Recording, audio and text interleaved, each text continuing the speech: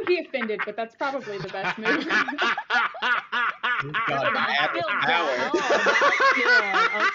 What? Sorry, I just blacked out there for a second. So welcome to the new Panda.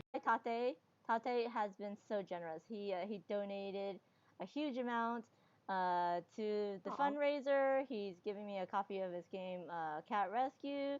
He's such a supporter of me, and I'm such a supporter of him. I love his cat games. I'm giving away a copy of Cat Sudoku by him since we reached the 800, and I own Cleocatra. That was so much fun. That's such a fun game. This is his newest game that's coming to Kickstarter. My Bosinator impression. I'm working on it. Someone clip that and then for the bit slivers. Good night. Yay,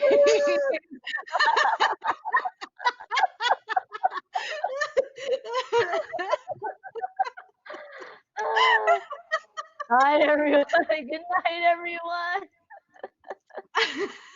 Bye. Is it my mic? Is it like? Yeah. I think you have your mic set. This is a lot of cards. There is no. These cards are all like loose and there's no. Wow. There's no give. There's no give. No, there's 500 packed in there, and it looks like a rainbow on the top. Yeah. And on the cards. Yeah. So pretty. Yeah, I wrote like 1,500 cards for You Think You Know Me, and then I narrowed it down to my favorite 500. So all the cards are, like I said, I know statements, and they're all fill in the blanks, either ors, do or don'ts, and then you have to guess what other players how they would. I'm coming to you live from the runways of Paris, where I have been treated to the hottest new fashions hitting Europe. Y'all, board games have hit the runway in a big fashion. Playmats are no longer just for your table. They're now also for your bod.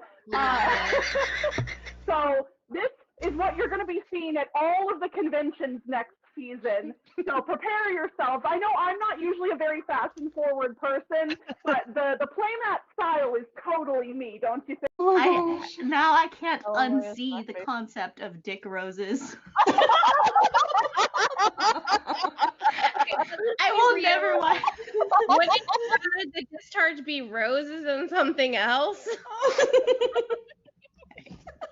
Like White Claw? Have a baby with him. You wouldn't be able to have a baby with him then. I mean, there's always adoption. Yeah. Roses and White Claw sounds like a fantastic romantic evening.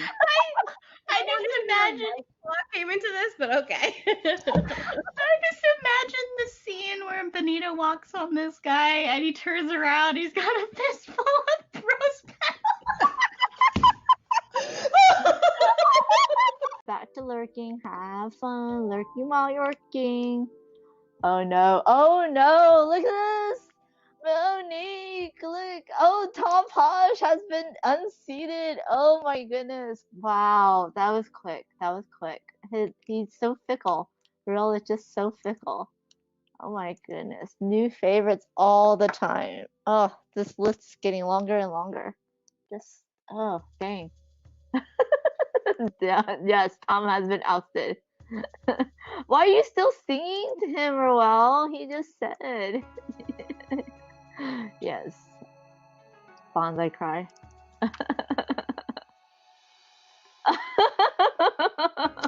Because it's not actually in your hips, it's in your ankles. So hold on, there's your little twerking. I think you should stream twerking lessons because I don't know if I even have enough space because this chair. So it's like, okay, here I'll show you. I'll stand a little farther back. Yep, there we go. Panda shark doo doo doo doo doo. Panda shark doo doo doo doo.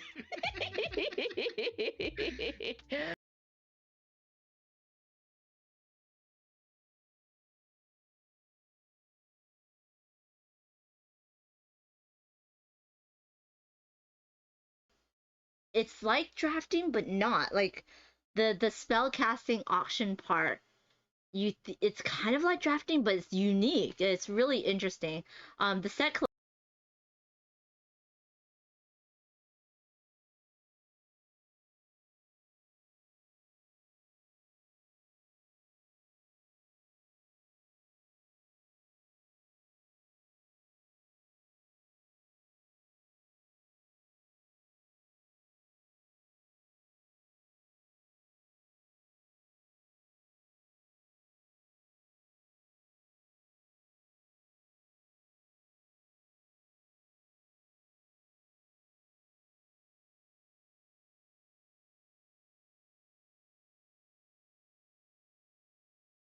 Oh my Michelle, god. Michelle, can you do Winnie the Pooh hugs? Winnie the Pooh hugs. Oh, what? Please, please. Panda, no.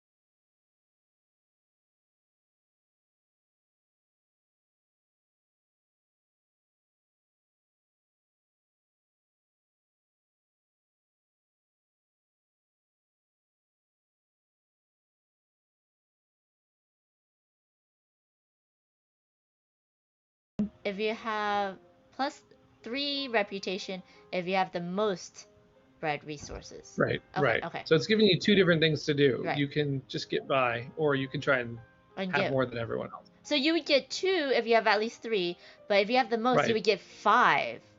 Is what Correct. Oh, that's why it says +3. Got it. Or in game, because as you see Moose here. For the bit slivers. Good Yay, night. Jenny!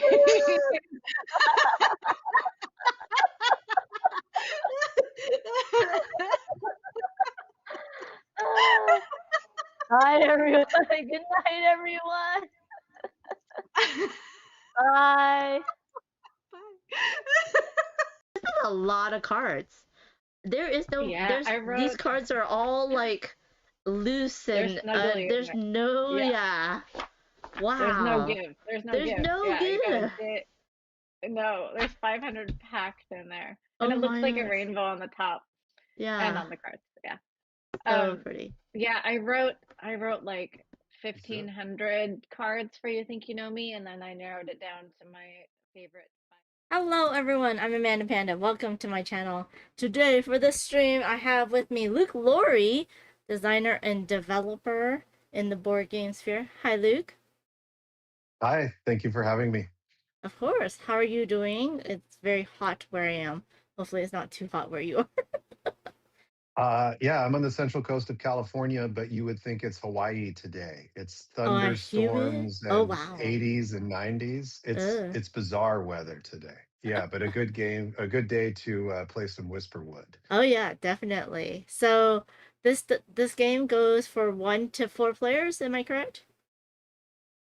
Correct. And also for clarity, I am working as the developer on this game. I designed other games like Andromeda's Edge and Dwellings of Eldervale and so on. But this game was designed by Chris Strain, Brad Brooks, and Aaron McDonald, and it's an amazing game, and I'm proud to have been working as the developer on this game. Yeah. Awesome. I did forget one thing, but that's okay. We're going to just do this. Boop. Okay. Yeah, so it's going to be interesting. So Luke's going to help teach and walk me through and do the bot while I play it solo so you can see how the game works. I played it once, a prototype with Peter, and that was at 4 players. So that was the only other time I've played this game. I've touched this game. So it'll be cool to see how it plays solo as well. Welcome in, Time Roller. How are you doing? And welcome in, Verdant Valley. Thank you so much for the follow. Good to meet you. And thank you to everyone who's coming in to check this out. This is a big Kickstarter, but y'all are not new to this because Andromeda's Edge was a huge Kickstarter as well. And so this one's like 500 times over the planned minimum to get this funded. So that's amazing. Congratulations. You've hit over $500,000. Yeah, we're really happy that so many folks are finding Whisperwood on Kickstarter, and it's their thing. Hopefully, we'll continue to gather more fans who appreciate this kind of interesting puzzle, amazing artwork, and this gameplay that you're going to be seeing. It's interesting and it's challenging. This is a heavy Euro bag builder. Yes. I'm gonna switch over here real quick before we go ahead and look at the actual game, and it is on TTS. That's what I'm playing it on, I should say. I'm going to go ahead and check out the Kickstarter, but Luke is in BGG, and as you can see, he's done a lot of games. Of course, Andromeda's Edge from Cardboard Alchemy. I know a lot of people only remember Flamecraft and Flamecraft Duels, but Andromeda's Edge was a big one that they did. My favorite games from Luke was Crypto and Manhattan Project, actually. I really enjoyed that. Yeah, And Cryo Whistle Mountain, Manhattan Project, Energy Empire. Yeah. Yeah. Do you remember when I was like, oh, I realized who you were? I think it was in the airport. And I saw you and Brad. And I forgot who was the third designer. It wasn't Peter, though. I don't recall, but yeah, it feels like over the last few years, I tend to run into you in all kinds of random locations, whether it be in Los Angeles or at various conventions. But yeah, in airports, etc. It's always fun to encounter you, and it's great to be here right now and getting a chance to play a game together. Well, Yes. I'm gonna be the solo opponent. You're gonna be the bot. The big bad bot. Welcome in, Ben. Yes, so I was just like, oh, that's really cool. There's some, I have to be honest, there's some games of yours that I'm not gonna touch, and there's some games that I absolutely love. So it's like a 50-50 right now with what you do. But you also design solo modes. This is if you designed the game by yourself, and you've developed other games for Cardboard Alchemy, which is really cool. So it's good to see you. Verdant Valley says I've been really enjoying Whisperwood. Was about to go for a game myself, but I might as well watch. This is Tish from Discord for Luke's reference or others reading along in chat. Well, welcome in, Tish. Welcome, Tish. Yeah, Tish is an amazing playtester and beats up a lot of people on there on Discord and TTS, but also shares the love of Whisperwood and is out there teaching more people how to play, and that's wonderful. You go. I'm glad you're I'm getting the designers. Designers usually beat me up in playtesting, so I'm glad you get the designers. And Ben says it's good to see you at LFG Con. Yes. Peter and Luke were at LFG Con. I think so was Ben, right? No. Ben, I got to see a prototype Ben was working on, which was pretty interesting. And yeah, we've run into each other a few times over the years, and Ben's a designer. Board Game Wizard said Tish did rock me a few times. There's Shark. I love it. So this is Whisperwood. You still have about 5 days to go from the stream of this video. So 5 more days to get in on this to back the project. As you can see, it is well funded, and Cardboard Alchemy has a very good reputation to make sure that their Kickstarter backers get the games on time and correctly. And you're gonna see how it plays in just a moment. But there's a whole bunch of stuff in this game. Do you know how heavy this game is? Yeah, there's debate about its weight, but most folks believe it is slightly heavier than Andromeda's Edge. in terms of the weight and impact of the decisions. The actual turn sequence is fairly simple. You Right. know, you assign your tokens, and then you carry out the actions that you've assigned. And it's in that regard, it's very simple. But it's the layers of all of the different bonuses and effects that create a really rich and dynamic experience where every time you play, you're going to experience different kinds of puzzles, but also different kinds of opportunities where you're going to be able to combo all the different effects that are going to come from the golems or the fae or upgrading the various actions on your board, the spells. Um, but in addition to that, like even just in a core game, you know, there are dozens of different of these abilities that can combo, but we also have different golems and different fae and different familiars. So you can start out with different starting bonuses and resources, and then you can find new ways to combo those with all of the additional content that is being unlocked over the course of this campaign. I was actually talking about the actual physical weight of the game. The actual physical weight of the game? Yeah, I'm guessing it's big. Like, is it more than Andromeda's Edge? So I can carry it. I will tell you that. And yeah, it's going to be chock full of material. Like there are there are hundreds of these tokens. There's a lot of cardboard going to be in here. Knowing the full weight of the full deluxe when it is complete, I haven't seen it with all of the wood and all of the trays and so on. But I think in that regard also, it probably is going to be physically heavier than Andromeda's Edge, though that's not my role. I'll stay in my lane. I'm developer. I know gameplay, and in that regard, I can say that it is just the right weight for you if you like this kind of game. Yeah. Yeah, I think with the deluxe with everything, it will be definitely a hefty box. What I cannot wait to see, I've gotten to see a little sneaky peeky of some of what it might look like, but the light up miniatures of the golems are going to be so cool. Yeah, we had a sample of one of the physical prototypes from the factory at LFG Con that we were playing with, and it was pretty fun to see. The eyes especially lighting up, staring at you. And you can actually play it on TTS. There is an open TTS mod that you can actually go through and the Kickstarter to actually play on your own. And then, of course, they like to have a lot of community involvement, so there are puzzles for you to solve as well to unlock more content if you would like something a little more fun and engaging as well. So that's really awesome. And a lot of things have been unlocked. What has not been unlocked is the last columns, maybe?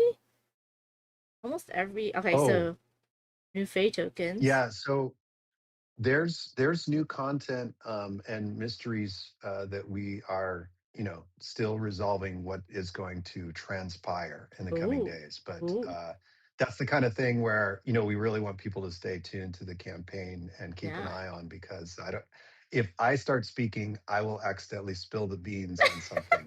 Because as a developer, you know, I've seen these things from their inception all the way to now nearing completion. And I can lose track of what people know and don't.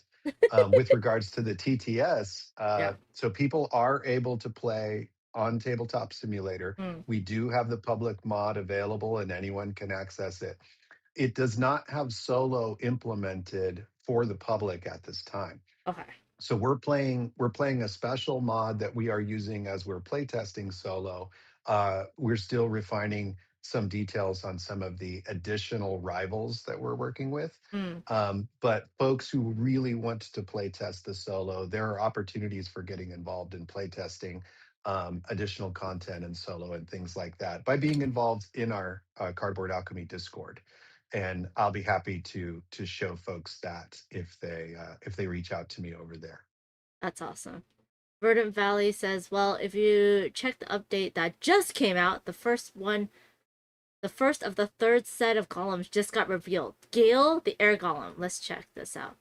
Can I see There's it? a third set of golems? Yes, I saw it. There was a third What? set that hasn't been. Oh wait, this is. Oh, look at the Gust Patch and Sunburn. How cute. Wait, there's a third one. I saw it. It's supposed to come out. There it is. There's Gale. There's Yeah. Gale. Wow, he looks so cool. Yeah, so Gale is the air golem in the third set, and some of the folks who have tuned in for this have play tested with Gale, so they know some of Gale's secrets and powers. We're going to continue to talk more about the gameplay for those as time goes on, and but for now, folks can dig into all of the stuff that is in the core game that we revealed from the original on the tabletop simulator. It is quite enough to keep you busy for many games before you need the additional content. There's us. Hey, there's us. There's us. It's funny because I just saw the guide tokens, and I'm like, oh, I needed this for the playtesting, just to remember what I wanted to do first and second and third. So I'm glad you're actually putting it into the game, which is good. Yeah. And we don't have that implemented currently on TTS. We had dice in there at some point, but the guide markers are handy because it doesn't mean that you're locked into your sequence, because there is a lot of planning that occurs in Whisperwood, but sometimes you just need a cue to remind you of what your prior plan was, even if you decide to deviate, because unlike a lot of for clarity, Whisperwood is not a programming game. Yeah. It is a game where you do plan and you select the actions you're going to perform that round, but there's a lot of ways to pivot and adjust what you're doing during the course of the round. And as a result, sometimes having those markers can help. In the tabletop simulator during playtesting, a lot of times we just had little dice on the table, and you could see other people's sequence. And then I would always get teased because I would never follow the sequence that I put out. And so they'd be like, yay, you said you were going to do that one third, but that's not required. And also, I sometimes get a better idea, or at least what I think is going to be a better idea, after I've already done my planning, and then I want to pivot. And people will move golems, they'll move the little creatures, and they'll move things around, or restore something that you wanted to do, and so you have to pivot a lot as well, just based on how mean other people are going to be. Just yeah, and it's not a mean game. No. There is the nature of someone would do something you wanted to do before you got a chance to do it. Yeah. But that doesn't lock you out completely. Yeah. One thing you'll find when you're playing solo is you are able to see what the solo opponent is going to do at the end of their round, and you can try to stop them.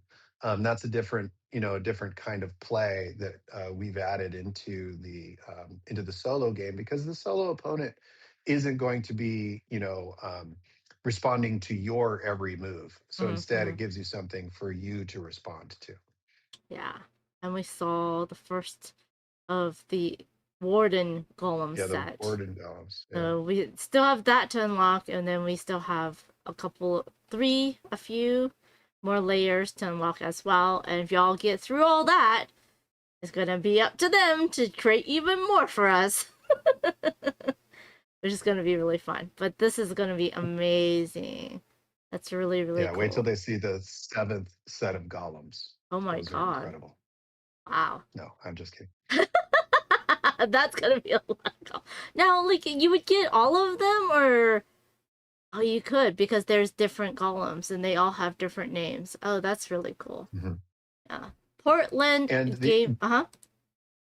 Go ahead. Gameplay wise, you wouldn't have to have all of the miniatures to have the golem powers, but we wanted to make sure that everybody got that opportunity to have that immersive experience and have the feeling that each of these golems is unique and special, and so there's different sculpts for each, which is awesome.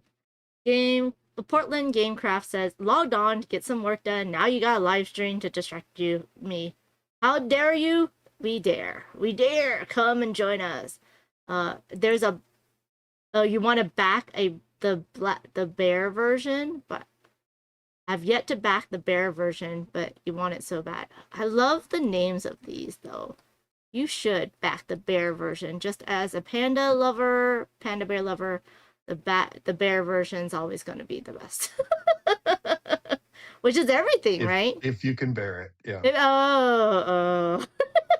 It is. It's the everything. It's the everything. Yes. I too want the bear version. Board Game Wizard, same. Yep. Hello, Dutch Yoda. How are you doing? Yes, the modelers and artists are amazing. I am currently actually editing, but I have a BGG podcast with Peter Vaughn, which is going live tomorrow, and we will talk about Cardboard Alchemy and how they really are focused on making sure that the art and the sculpts are really good, and other things regarding why they do Kickstarter and tips and tricks. Because Peter's done Kickstarter for almost every single game for Cardboard Alchemy so far, and this is their 6th game. So go and check out the BGG podcast when it goes live tomorrow. Oh man. Board Game Wizard, you have to get the light up columns. There's even like the bases. I don't know why you would not want to get the light up columns. If it's here, you should get it. Wait, was there light up sculpts? There was not light up sculpts in Andromeda's Edge, right? No, Andromeda's Edge didn't have lights or sounds. In Dwellings of Eldervale, we had sound bases, and That's right. Peter and I worked on that, but that was before Cardboard Alchemy had begun. Yeah, these are empowered in a whole new way. And it's pretty cool. Yeah. Portland Gamecraft says, came for the live stream chat, stayed for the dad jokes. I'm sure Luke has a lot. I'm the right guest for that. So Yeah. yeah, if you can bear it. I saw some of the bear jokes in there. Yeah, it's gonna happen. I oughta just kick you away. Yeah. Yeah. Cardboard Alchemy. Is this Rosie or is this Peter? Hi, excited for your game. Thanks so much for playing. Yes. Hi, Rosie and/or Peter. It's probably. I don't know. It's probably Rosie. They're probably both on it, but yeah. Probably Rosie. Dewalls, yes. The golems will have a base that you can turn on, and then it will light up. So there is clear acrylic in between the plastic. So the acrylic is clear, which means it lights up, and there's I think maybe 1 or 2 bulbs in it to make sure that the eyes of the different golems definitely have the glow in them. So it looks really cool. There aren't actually any bulbs in there. They are literally powered by ancient fairy magic. It's a form of converted corruption. It's harmony flowing through their, their channels and so on. And yeah, they light up and they are lit. They're just lit golems. I'm just telling lit. you. Yes. Good evening, Salt. Verdant Valley says, I'll say it. That's utterly understandable. We have barely scratched the surface of these jokes. Oh. That's a lot. Oh my gosh. And it was Rosie. Welcome in, Rosie. Dewaltz asks what batteries they use. Do you know what batteries are in the light ups? Didn't I say included. That was pure fairy harmony? Yeah. They're the watch type, the 3-volt circular coins, Dewaltz. So I think it's easy that you can change it if they ever go bad.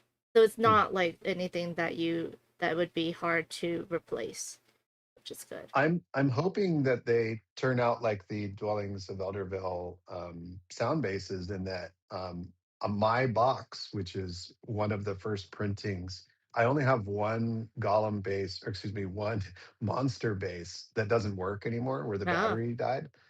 All the rest of them, the batteries are still going. And I don't know how many times they have been slammed against the table to make the sounds, the roars and all that. That's true, because you have to go boom and then okay, yeah, that's funny. That is funny. Yeah. Portland Gamecraft says they look awesome. Peter always coming up with awesome ways to make games more awesome. That's very true. That's very true. There are some some ideas that Peters has that's very sad because he cannot make it public because it's too expensive to make. So I'm glad that he found a way to get these light up golems affordable enough to put into the campaign. But yeah. Peter has the ability to come up with ideas that aren't actually possible in the physical world. They defy anything physics, science, chemistry, and yet 3/4 of those he still manages to figure out and make them anyway. Yeah. Finds a way. Finds some way. So if you saw the giant red dragon, that cannot be sold because it's way too expensive. It'll be probably over $100. So that's one of those things that, oh, I'm so sad that we won't be able to purchase one of those, but it's still really cute. Hello Kimmo, welcome in. Hello Luke, how's it going? A different Luke. You have Luke Parnell in the chat. There are a lot of great Lukes out there. I'm glad to know some. Yes. King Company of Board Games. Yes. Tish says, we don't speak about Drake that never got to be. That is very true. He can make anything he can dream. He just can't sell them. That's the difference. Oh, man. But yeah, it's all about money, y'all. All about how we can do it. There are Lukes I know. These are the Lukes that I know. Well, anyways, so yeah, so there is the Kickstarter. Remember, you still have 5 days, and we still have a lot of stuff to unlock. We want to make the box as heavy as possible. But right now, I'm going to jump on over to the gameplay TTS mod. And so I will be playing, oops, almost pressed the wrong thing. I will be playing Cinder. So I have to finish setting up. This is Cinder. And whenever I draw this token out, I can use Cinder the Fox, which means I get to restore anything of my choice and then go up on the track of the whatever I restored. So the element that I restored. So all these goes into my bag. Do you know what kind of bags they are? Are they velvet or are they canvas? Do you not have it yet? Oh, material-wise, I don't know. And also, don't forget that your Cinder, at the beginning of the game, you don't have to worry about drawing it. You get to start out with it drawn for free. Oh, I did not know that. Okay, cool. There you go. There we go. And the Cinder is the same as one of these. Wait, where did he go? Did you pull him out? You pulled him out. Okay, cool. Thank you. Oh, I put your Cinder right there. Yeah. Okay, perfect. Yeah, and then all the stuff that was on the back of the card is what you start with, and that's all what's in your bag, right? And it's different for every character. So this is a table hog. Are these the different ones? No, those are the fairies. These are the different ones. So there's different characters, and as you can see, there is different tokens that you'll get. Some will even get an upgrade right away. This is Ren, who already gets an upgrade. And we have ones that give you harmony. These give you corruption. So you start off a little bit more corrupt, which is totally fine. But this is a big game that is a bit of a table hog. Well, fortunately, with the campaign, there are some pretty amazing organizational trays that are going to make the size and scope of managing the components much more manageable. I did get to see the sample. They're little mini trays that are going to be storing your restoration tokens. On TTS, they're in a bag, these restoration tokens of air, earth, water, and magic. And you have 40 of those, and you have 9 golem tokens as well. And all of those are stored in a nice, neat little tray that you can keep beside your player board. Yeah, awesome. Give me 1 second.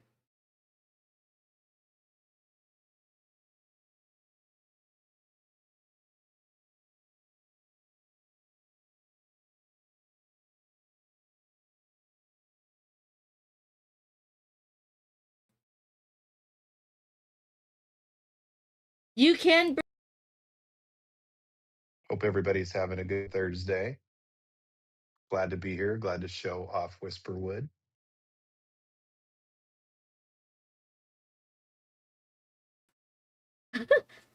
So sorry. My mom came back and now she just came back from her trip to the Amazon. So I'm just like, don't do like, what if you bring bugs home? It's gonna be horrible in your suitcase. But anyways, apologies for that. Literally just walked in from the Amazon. That's what Yeah, you're she saying. flew back this morning from the Amazon from Ecuador. Isn't that awesome? She's That's such so a cool. world traveler. Yeah. Yeah. Oh man. Okay. Kima says, I love putting my name in things. I call my computer my computer. Dutch Yoda. No, they need a lookout. But they do need to look out. Oh, instead of Luke's out there outside. I'm lukewarm on. Okay, y'all are really punning and dad joking, and I'm totally lost, which is great. I'm not ignoring your comment, but I read that you said that I read every one of your comments, so now I'm being careful about what you say. Portland Gamecraft, just saying. And Luke Parnell says, I love Andromeda's Edge, can't wait for the expansion. I have it. It's right there. I got the physical copy of production sample. I'm so excited that everybody's going to get it real soon. That's awesome. Oh no, Portland Gamecraft says, bought a drum home from Ghana. A crazy, huge, colorful spider traveled with it. That's what I don't want to happen. So I'm telling my mom to not open any of her suitcases, to keep it closed for at least 2 or 3 days, until hopefully things will die off in there. That is the beginning of a low-budget horror movie, I think. The spider in the drum. Yeah, I agree. Welcome in, Mark. Good to see you. But yeah, that's kind of gross. Anyways, okay, so the first thing that's gonna happen in the solo mode, and I think it's better if we teach as I play a little bit, because there's a lot in this game. Sure.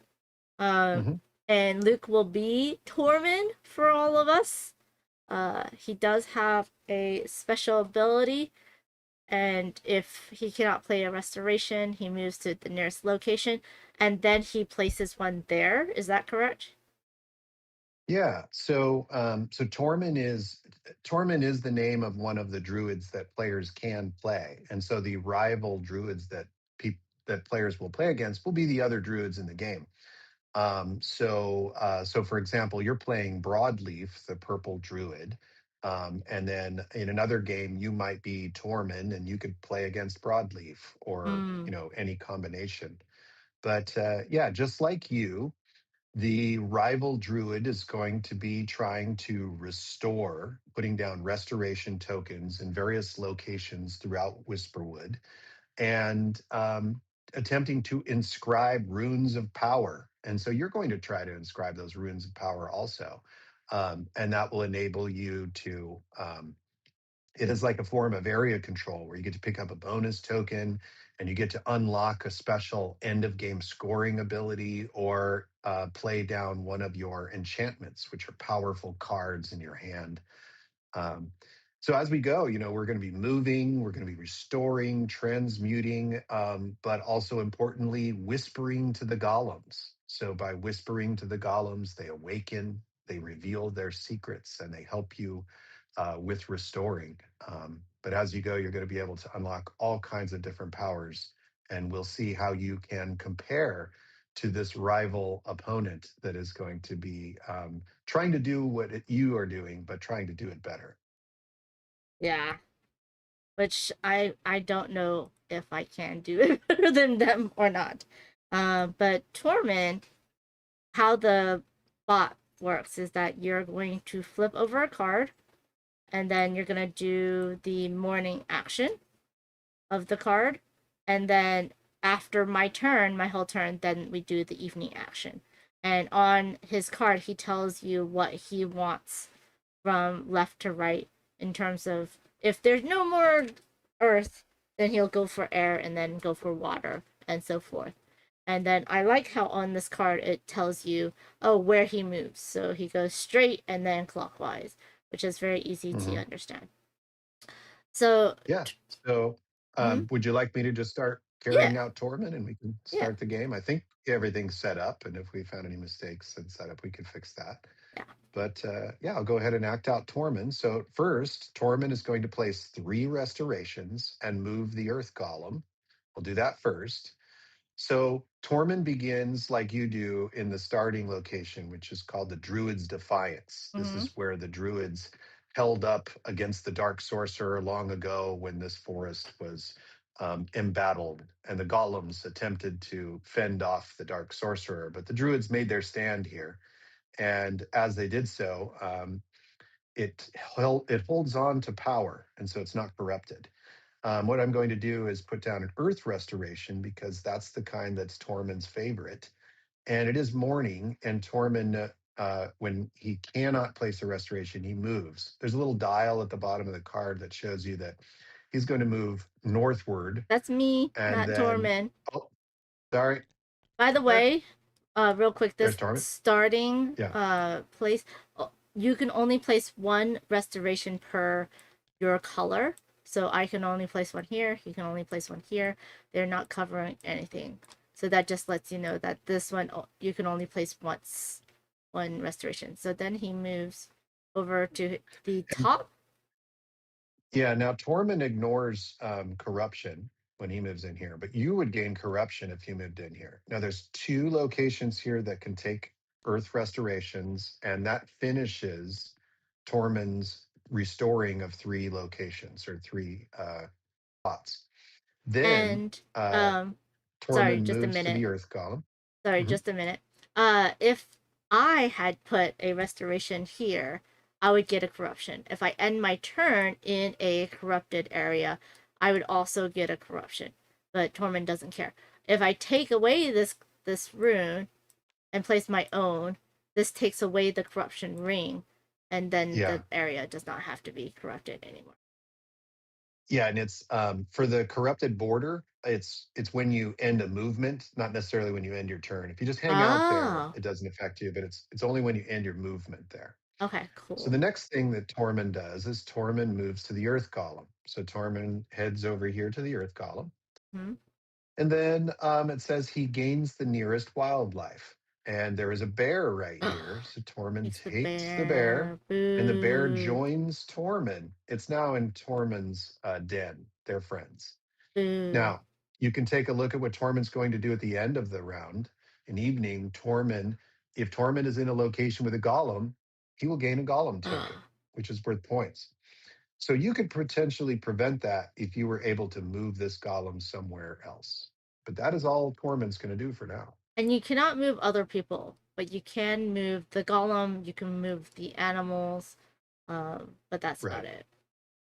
Yeah, nobody tosses a druid. And real quick, Dutch says, will you be Panda's tormentor during this game?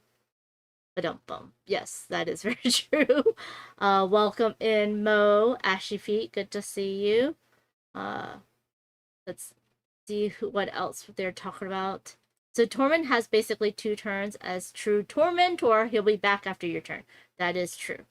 That is true. Now, Yes. I will have multiple Tormund will be back. Portland loves the tile shapes. Yes, it looks very cool. Yeah. And that bear is barely bearing a stitch. Oh my goodness. What a tongue twister. Anyways, so for me, why is the, okay. For me, this is my board, and I have my bag of tokens, and then this area, I forgot what it's called. This is your casting. This is your casting board, casting. but it represents your druid and your druid's power, basically. So you're putting the tokens in these draw spots as you start your round. Right. Kind of like Orleans in that way, but also I do believe it's this one. Yes, we have only 7 rounds. When we pass between the second and third and the fourth and fifth rounds, I will be unlocking more spots where I can draw more tokens every turn. So that's the first thing that I'm going to do is I'm going to draw tokens. Now this will be simultaneously. I will then put them here onto the spaces. If I drew a corruption token, which looks like this, from my bag, I have to put it into one of these spots that has corruption on it. And that basically blocks that action until I use this to purify it, and then it becomes harmony because it flips over and goes up here into my harmony stack. So that is how that works. So that was draw tokens, the first thing that I'm gonna do. Then, like other deck builders, we do have a discard pool, and when your bag is empty, then you put everything in your discard pool and you put it back into your bag. Luke has a question. I know they're reprinting minis for dwellings, but seeing this, maybe some printed meeples for retail buyers? Question mark. I'm not sure I understand the question. Maybe some printed meeples for retail buyers. If it's a dwellings specific question. Yes, which is not this. I don't think Cardboard Alchemy did not do Dwellings of Eldervale. No, Breaking Games does Dwellings of Eldervale, and yeah, they do keep in touch with us, but I'm not sure about. I'm not sure where they are with those printings. Sorry, Luke. Okay, so the second thing that I'm doing is preparing. So this is when I assign all my tokens. We can change anything that we want until everyone is ready to go on to the action phase, and then you cannot rearrange. You cannot rearrange tokens that are left over from previous rounds. Just like in Orleans, you can leave them on the board. So now we're going to talk about the different actions. So these are all movement right here. The stride allows me to go from adjacency. So here to here, here to here, here to there. There is, what is that? 1, 2, 3, 6 different areas that will be available to you when you stride. Then we have flow, which is the water. And flow, as you can see, there is these water rivers that I can just flow around, go into. Now, if it is broken and it's not connected, like this is connected, then you cannot go through there. And then the next to last thing on the movement is soar, which means that I can go from air to air. So as long as there is a what's this? Restoration spot that says air. Restoration that's one clue, but another clue is to see the airy terrain, to look at the clouds and the high rocks sticking up. That's the air terrain. So if I had covered up the restoration spots for air, is it still considered air terrain? Yes. Okay. Yeah, it's the terrain that tells you where you can move. Okay, cool. Good to know. And many of these tiles are contain some of the Sergio Chavez art, but these are not 100% final. Everything folks are seeing is still late stage prototype. Yeah. Let's see. Yes. Multiplayer TTS mod is publicly available, but the solo mode is not right now. Soaring like Aang. Yep, soaring like Aang. Go back. Why is that? Oh, because I'm not clicked there. Okay. So the last thing you can do is that you can go to a golem. So you just basically convoke. Is that how you say it? Convoke. Mm-hmm. And you can move onto one of these 4 columns. So you can go right here, right here, right here, or right here. You are moving to them. They are not moving to you. So those are the different movement actions. Then we have the transmute, which is basically I put in 2 tokens. How do you all do it? trash, but it's not called trash. What's it called? Well, you can call it what you like, but we call it release. Release. So yeah, Yes. one of the tokens is spent. Spent goes in your spent pool. The other token is released, and that allows you to convert these tokens into any of the other core tokens. There are 6 core tokens you could get out of this. And when it's released, it goes back into the supply, and there's the 6 core tokens. And as long as it's not corrupted, you can take one of the 2 that you just got and place it anywhere on your board. You just cannot place it in transmute. Now, you can take back the token that you're releasing as well. So it's a way to get different types of tokens into your bag that you need. Now, I'm going to skip Restoration and Whisper for just a minute and talk about the Inscribe. Inscribe, you have to have these 3, and then you're going to release a purple moon, what's it called? The Moon Glow token, and that's how you get to take one of these off. These are points at the end of the game. Yes, so they're the rune site tokens, and they Yeah. represent the places that you are able to inscribe the runes. And those are limited, of course. And most of them are point values, but some of them confer powerful one-time bonuses. Like this one gives you a harmony and a potion that's completely wild, and it's worth points at the end of the game. Now, Yeah, the potions are wild for any of the core tokens. Yes. and if so, they're not wild for like my starter or these animals that need a specific type of token. If you take one with corruption, you're taking off the ring. You can only take off a rune that is where you are at, so that's very important to remember that. And then after you do that, you're going to place one of your rune tokens from your board. There is base end game scoring that you can say, oh, I'm going to do this by the end of the game and get those points, or I have cards in my hand and I can place these down instead and cover it up. I do believe in the final version it's a dual layer board and we slide it in. Is that correct? That's correct. Yeah, even the physical prototypes that we have, you slot the cards inside so they slide in, and it's a nice look to have that feel of completion. You've either unlocked an ongoing power that you get to use for the rest of the game, or some of them are one-time big boosts that can give you some momentum to push your game ahead. Yeah. And this one is an ongoing power. This is an immediate one time. And then these down here are end game scoring. Let's see. What is the chat talking? Yes. So the board is made up of different tiles. So you can see here, there's different tiles. And you will basically set it up on, I think it says they have default layouts, right? And then there's some that you can just randomize or draft.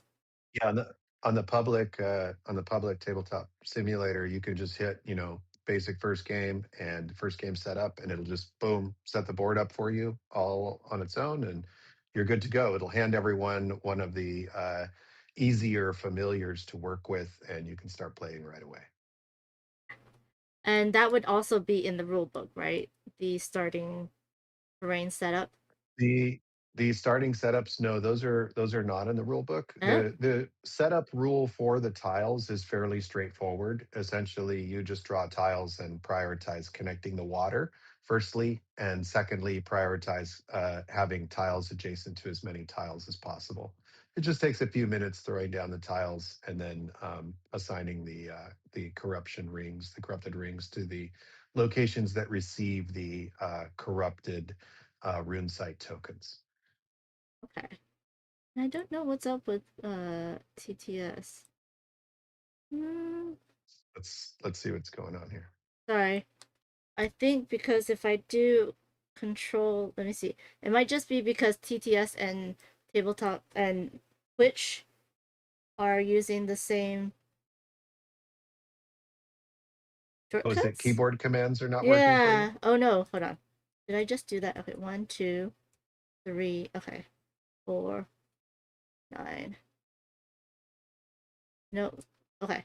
Good. Oh, I don't know what is going camera on. angles. Yeah, my camera angles. I wonder if it's like a witch thing too. But anyways, sorry, that was just Board Game Wizard says, I love modular setups. As Luke said, you have to connect to water. Okay, that makes sense. Agreed. Okay, so that is the movement. And I did talk about runes. And then we have the cleanse. So unbinding is the same as releasing, except you get 2 points. So you take one of your tokens from either your board or your pool, and you basically put it back into the supply, and you get 2 points. It can even come from your bag too. So okay. This is that thing in games where you are accumulating a lot of cards or tokens and you want to thin it out. So this is your way of getting rid of tokens, unnecessary tokens, but also this can be part of certain types of strategies where you are getting points by releasing those tokens through the unbind action. Yeah. And then we have call wildlife. This allows you to call a wildlife token that is not where you are to your place, and then you will move up, you will restore whatever the wildlife is. So like the bears are the green earth, we have the otters, which is the water, and we have the owls, which is the air. Now you want to arrange these animals in a certain way because, sorry everybody, there we go, there are these cards that you can get based on when you go up the tracks that will basically give you points for certain configurations of the animals. So the creatures. So bears want to be in pairs, right? Bears want to be alone, but next to other bears. So they want to be it's one on like each pairs, and that tile. one on each tile, but near or adjacent to other bears, any number of other bears. Okay. And then otters wants to be in family groups, so 2 or more in the same tile. Yeah. And then owls just wants to be all together. They want to be in one parliament, group, as we call it. Yeah. Oh, is that a group of owls? Is a parliament? It is. Yeah. That's so fun. I think we learned a raft of otters is a collection of otters. Yes. What's a bear? Well, they're alone, so they're just solo bears, I guess. Solo bears. Yeah. Going back to cleanse, there was the other part of cleanse also, which is the purify. That was to flip this, and then you get to put it over here. So that was the purification. That's how you get the corruption off of your board and unlocking different abilities, and to get some harmonies. And harmonies are used in these tokens, right?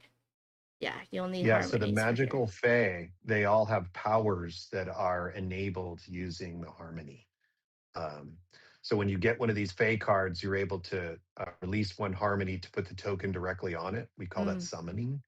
Otherwise, usually when you gain a token, it goes into your spent pool. Like when you gain a card in a deck building game, it goes in your discard pile. But you can get the fae, directly put the token on it with harmony, and then when you are actually using the action, it has a primary action. Each fae has an interesting primary action. And then by releasing the right amount of harmony, you can take the secondary action as well. Tish Verdant Valley says, sloth. Bears come in a sloth. That's not confusing if they're in a group. That's interesting. Yes. Learn something new every day. We don't score them when they're in a sloth, though. We score them when they're alone. That's true. I guess they're slothless or anti-sloth or something like that. Mark says, I love all the details placed in the theme. Yes. They are very much theme. Are you a theme-based designer or a mechanism-based designer? So a long time ago, and this involved, Brad and Peter and Chris, who are parts of Cardboard Alchemy.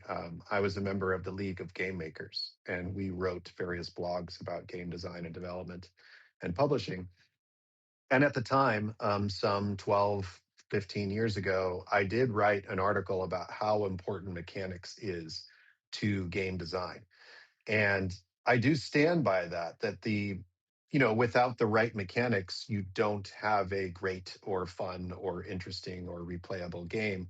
But I do design in some cases theme first in terms of I take how a concept works, either a real concept in the real world, like with Energy Empire, it's about the trade-offs of pollution and energy production and so on. And there's real world things that inspired mechanics in that game. Um, and similarly, when I'm designing something like Andromeda's Edge, in my head, there's how it all works. Like there is the science of the science fiction. And so it does, that theme does inspire how things should function. The ships get damaged. The battles allow you to use different forms of weapons, and things have speeds and ranges. And yes, I do both. Sometimes it's like the theme guides this, and sometimes it's the mechanics that you want go looking for a story. So it can do both. Okay, so then we have the last two things to talk about are restoration. And so you need a set of certain tokens in order to restore different things. Now, the pink is magic, which is any of the three. And depending on what you use to restore the tokens, then you go up on that track. And restoration is also kind of, it's not area control, but it's kind of where you want to restore things that you will be going high on these tracks for, because the points is the number of tokens times where you are on the track that you've placed out. And we are trying to restore the world and allow these animals and creatures to come back and thrive, which is awesome. Yeah, that restoring's a big part of what the measure of your work is as a druid. Like, did you do your job? That's your druid job, is to restore. And when we are restoring, we go up on the same track of whatever we use to restore. When we go past these animals, they get put onto the board.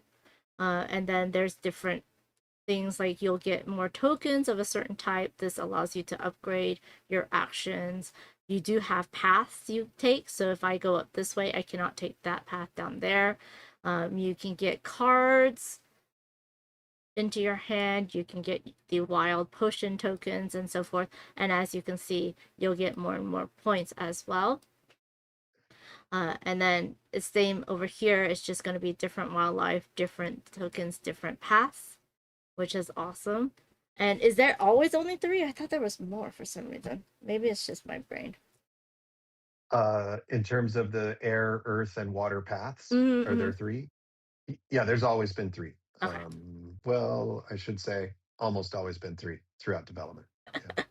And they just represent the 3 aspects of the physical environment of Whisperwood that you are trying to restore, and how well you have added power or improved the power of each of those aspects of elemental nature power. And then the last thing that you can do is whisper. You're whispering to the golems, and you also have to place certain tokens, and you'll have to release certain tokens in order to whisper to your set of golems on your own board. And when you do that, you'll place one of these tokens and ignore them. On my board, I'm just trying to figure out what I want to do first. For instance, this one is pretty nice in that you can place a golem tokens on any golem, and not just the golem that you are in the same location as. So normally you can only whisper to the golem that you're in the same location as. And so then you would basically place one on here, only max of 3 of these tokens on each of the golem. And if you do, there's different scoring for each different golem as well. And the golems are different, correct? You're saying each of these 4 golems are different, and they have their different abilities, but then we have different sets of golems where all of the abilities, powers that you can unlock, and the scoring powers are different on the different sets of golems. That's awesome. Yeah. And we saw that, right? Because there's light up sets that we're trying to unlock to get more cool miniatures that light up. And that's pretty much it on the actions. All of these, except for the Whispering of the Golems, can be upgraded. And you'll get to see that if I can do any of the upgrades. But now I have all of these tokens here that I'm going to be placing out in order to do certain things. I think I do want to do my Cinder, but maybe I want to move first. And they are going to go ahead and if they're in a location with a golem, they get a golem token.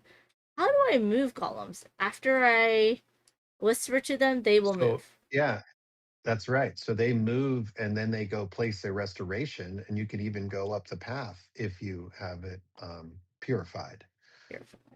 So I could purify and then golem, but then I have to have to do the green golem, I have to have a green and orange, and I don't have an orange.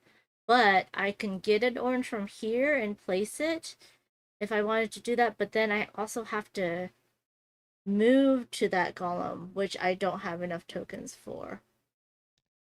Ooh. You do have the right tokens matching the air or water golem. But I'm trying to get the right golem away from to him. inscribe as well.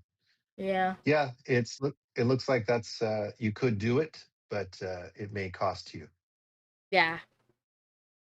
I don't think I can get him away from there. You wouldn't be able to move also to get there. Yeah. Yeah. So maybe I'll go with my original plan.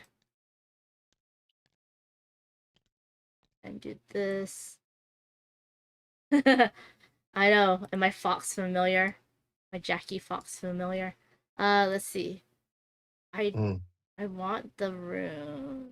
I will get corruption if I do that. I need to do an air thing. And that's a white and a feather and a purple, which I could do that, but then I need to move there. How would I move there? I can move via water. I can move via water. Do that. I can also do okay, just do that. Which means I don't need to do this air. Oh, but what I wanted to do was add the rune.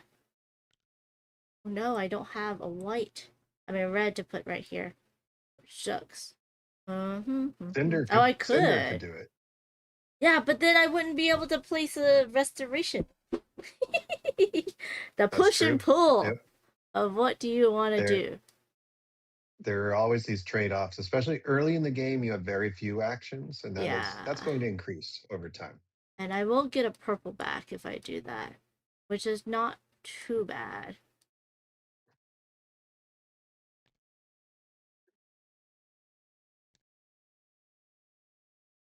Oh, but if I did that, I will get a purple back, which then...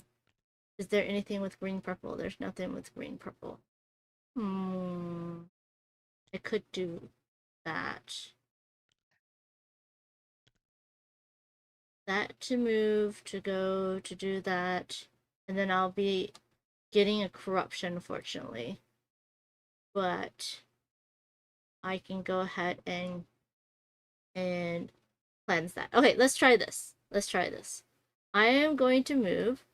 I'm going to move via water. So this was all simultaneous, was the planning part. Now that everyone's ready, then in a multiplayer game, we one by one choose one of these to do, and in turn or do one action at a time. But solo, I get to do them all in one order before the bot goes. So I am here. Oh no, that does not have water. What did I do wrong? I thought this had water. It did not. Ugh. Wait, I need to do air. Okay. The glorious thing about solo is nobody's gone yet, so you can be like, I'm not quite ready yet. Make your adjustment and then go ahead and take your turn. Yeah. Let's do... Oh, no. Okay, so if I did that... Oh, I can do this. But would I want to get rid of the water? Maybe I'll get rid of the green. Get the green back. Okay, so now I can move this to water. I have to go from air to air, which I do. Now I'm ending my movement here, which means I get a corruption. Mm-hmm. So I get a corruption here, and that goes into my pool. And then I can do this, which is I get to place any of the ones that I want. There is only air. I'm going to take an air token and place it over here. It's the magic. You put it on air, but it's the magic restoration token. Right. Oh, you're right. Right. I just think that magic is wild, but no, you're right. It's the magic restoration token because that will count for points, right? But I put it on the air, which means I move up on the air track. And as you can see, there is points here. Now, when I went up here, I get a moon token into my discard. And the 2 owls come out. Do they come out? Just one of them. Oh, one of them. We leave one for the other player. Got it. They will be bringing them out as well. And it comes into my area.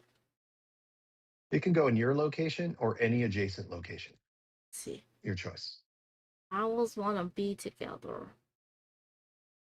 Yeah, and putting it here makes it together because there's one in the Druid's Defiance, the starting location, one here, and then one next to you by the air golem. So now there's a parliament of 3. That's nice. Hello, Roland Reggie. Good to see you. Hey, there's owls in here. That means you like it, right? Because it has birds. Okay, so I've done that. That was this action here.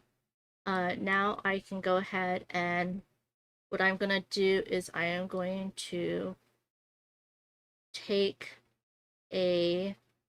So what this goes discarded, this goes back into the supply, but I'm going to get it back as one of them. And then I think I'm going to take an air because I know I have a magic in here. So I'm going to put the air out because this is unlocked. So I can do that. And I think that is all my turn. That is it. And it looks like you're all ready to inscribe on your next turn. Yep. And now we go to Evening for Tormund. And so with Tormund, Tormund is in a location with a golem. So Tormund gains a golem token. We take one from the supply, we put it on Tormund. And then Tormund also brings out an owl. So we left that owl over here. And so this owl comes out. And it goes where Tormund is. Tormund doesn't make any decisions in that regard. And but that is it. Big group of owls. Tormund is done. Yep. And if you can... Then... Yeah, then it's the end of the round. And then Tormund will start the next round once we move the round marker forward. Yeah. So then I would recover, advance the round marker. So let's show that. That is... Nope. This one. There we go. Advance the round marker. We have not crossed over the 2 to 3, and that's the end of that round. Now, if recovering is passing, right? And there is some abilities that happen when you recover, correct?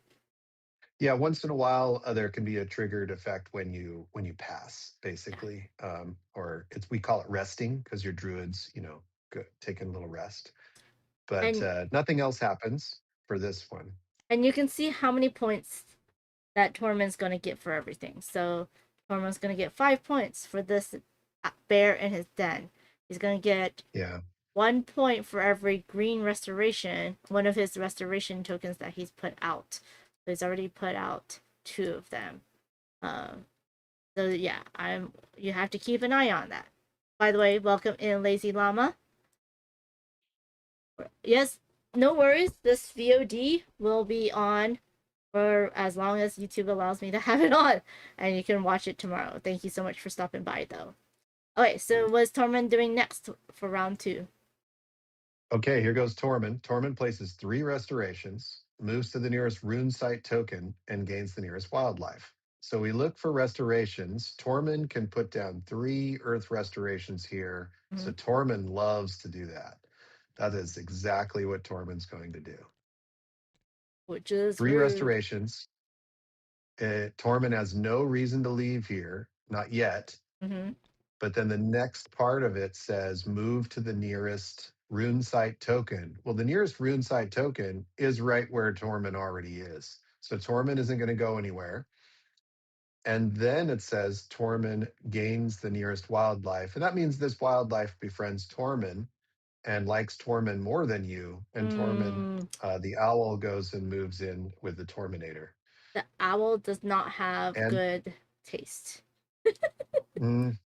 might be tricking the wildlife, but at the end of this round during the evening, Tormund is going to inscribe a rune right here, And gain 2 unless points. you interfered with that. And this isn't the highest scoring token, but when Tormund does inscribe the rune, it's going to unlock a potentially powerful scoring effect from the card that is in the end game enchantment pile over here. Okay. So Tormund is done. I mean, I could move there and do that first, but I want the potion and the harmony. And I used it so much. Let's see what I can do, though. Because first of all, I am going to draw from the bag the sun and the magic. And now there's nothing in my bag. This all goes in. I will do the shuffle, shuffle, shuffle, shuffle. And then I get to keep on drawing. If I draw corruption, that goes directly onto... Oh. Sorry. I grabbed the wrong thing. We have there it we is. have Mark Danridge in the chat, and Mark is the player who has played 500 solo games of Dwellings of Eldervale. Oh, wow. Is, I think, just a couple of games from reaching 500 games of Andromeda's Edge. And I know that Mark is looking forward to trying solo Whisperwood, and that's exciting. Yep. And thank you for joining us, Mark. Welcome in, Mark. Operating Solobot seems very smooth. Yes, agreed. So I pulled the corruption out of my bag. It does not go here. It goes onto one of these 3 spots. If all of them are full, then I have to lose points. Is it 2 points, right? Yeah, you'd lose points for each one, and then you would return those to the supply. Unlike some games where the corruption interferes with the number of actions you can perform, in this game, it interferes with a portion of some of the actions. So it makes these actions weaker, but doesn't prevent you from using them. Can you always look into your bag to see what tokens you have left? You can, and because you're playing solo, no one is going to notice, even if you weren't allowed to. You can still do it. Okay, I just wanted to make sure I had a moon when I released this moon, because I need to go over here and... Checking your bag is it is important in this game. You want to be checking the probabilities of what's going on as the game goes on. Now, I could do some magic, but I'm going to get corruption for doing that. So maybe... And I can use Cinder's token right here on this magic spot because it's technically the same color. So that I can cleanse some stuff. And then... Cinder is a magical fox. Magical fox. And then I have to look, where am I? Oh, I don't have any golem on my spot. I could go to a golem spot. And then... But I don't have the right tokens. Now the question is that do I come here and take that rune for it, or do I take that one? I feel like I want to take that one and get rid of corruption off the board. But then what am I gonna do after that? I could move an animal to me and then put out another restoration. For call wildlife, it's whichever animal I've moved to me, that's the restoration that's going to put out. And if it's no longer corrupt, when I put out an error, does that corrupt? Do I get a corrupt token? So restoring this spot specifically, you would always get corruption. Okay. But in addition, anytime you move any component, whether it be a wildlife, a golem, or you're a druid, into one of these locations that has the corrupted border, your druid you are going to gain the corruption for it. So if you call wildlife in here, you're going to gain corruption for it coming in and when it puts down that restoration. Ah, so I don't want to do that. Hold it. Maybe I come up If your here. goal is to get a lot of corruption because you have a way to deal with it, fine. If it's something you're like trying to avoid, then maybe that isn't the best move. I don't think so. Okay, so if I do the ruin there to clear the corruption ring, and then move over, and then I can call wildlife to the new spot to restore. I don't go up the ring. And then what do I want to do? If I go to a golem, there's a water golem right there. I kind of want to do that though. Okay. You do. These are 100% valid, and you do want to watch the corruption coming in, but you do have the right tokens to talk to the magic golem as well. But they're in a Do you see corrupted how that would spot. go? Yeah, it is corrupted, and also you wouldn't be able to purify the corruption that's actually on your whisper action, which would be a thing. Which I want to But do. it's possible. It is good to it is a do potential. because this allows me to actually upgrade one of my actions, which is very powerful, which is really nice. But I feel like I want to do this first. And then... And if you do know you're going to upgrade one of your spells, you can also set yourself up for the upgraded version, which means in some cases you might not need as many tokens. I think I'm going to put this here. I don't have to activate it this turn, but I can. Sure.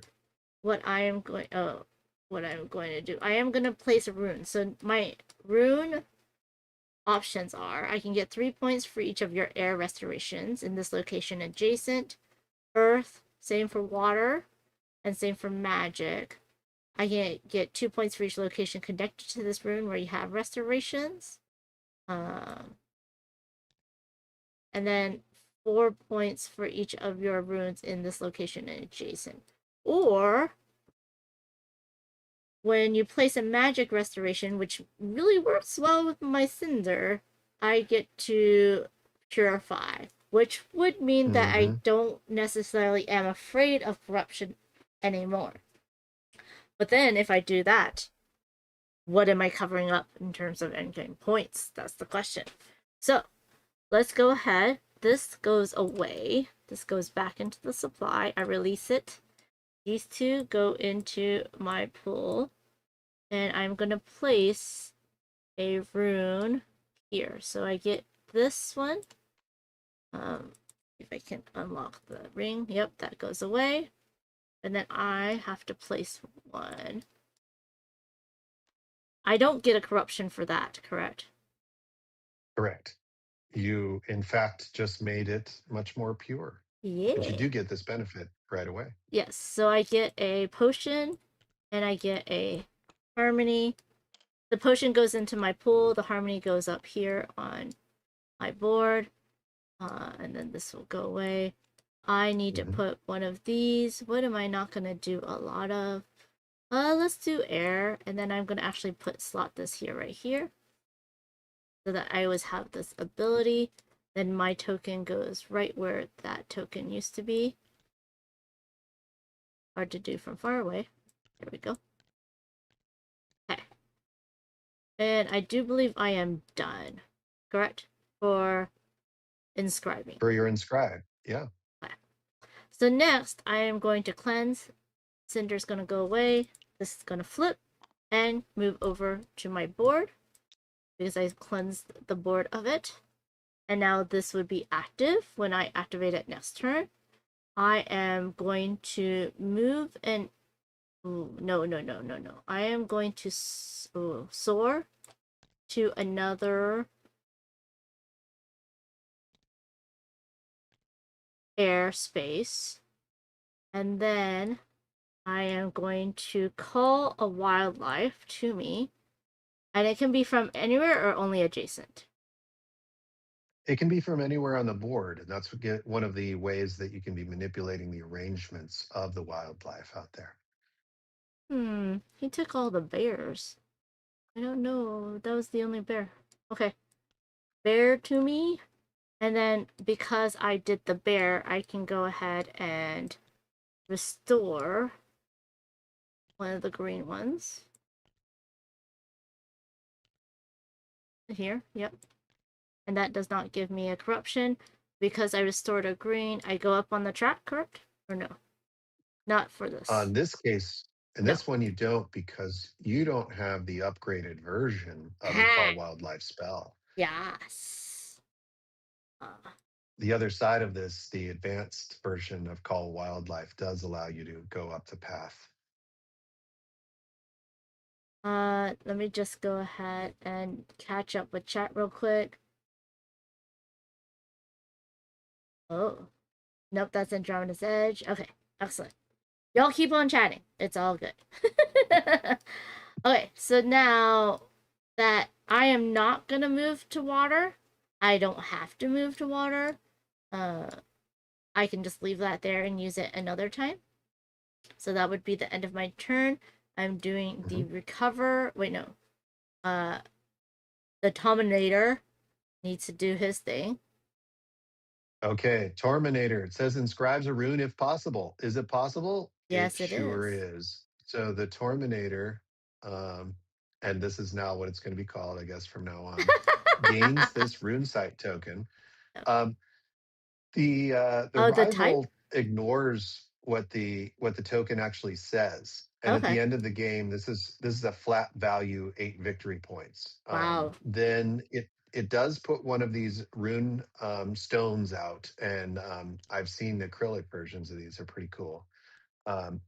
The rune stone goes out, and then that enables an end game enchantment. So we draw at this out, and now this is what Tormund is going to score at the end of the game. For unresolved areas, Tormund will score 10 victory points for each runestone you have remaining on your player board.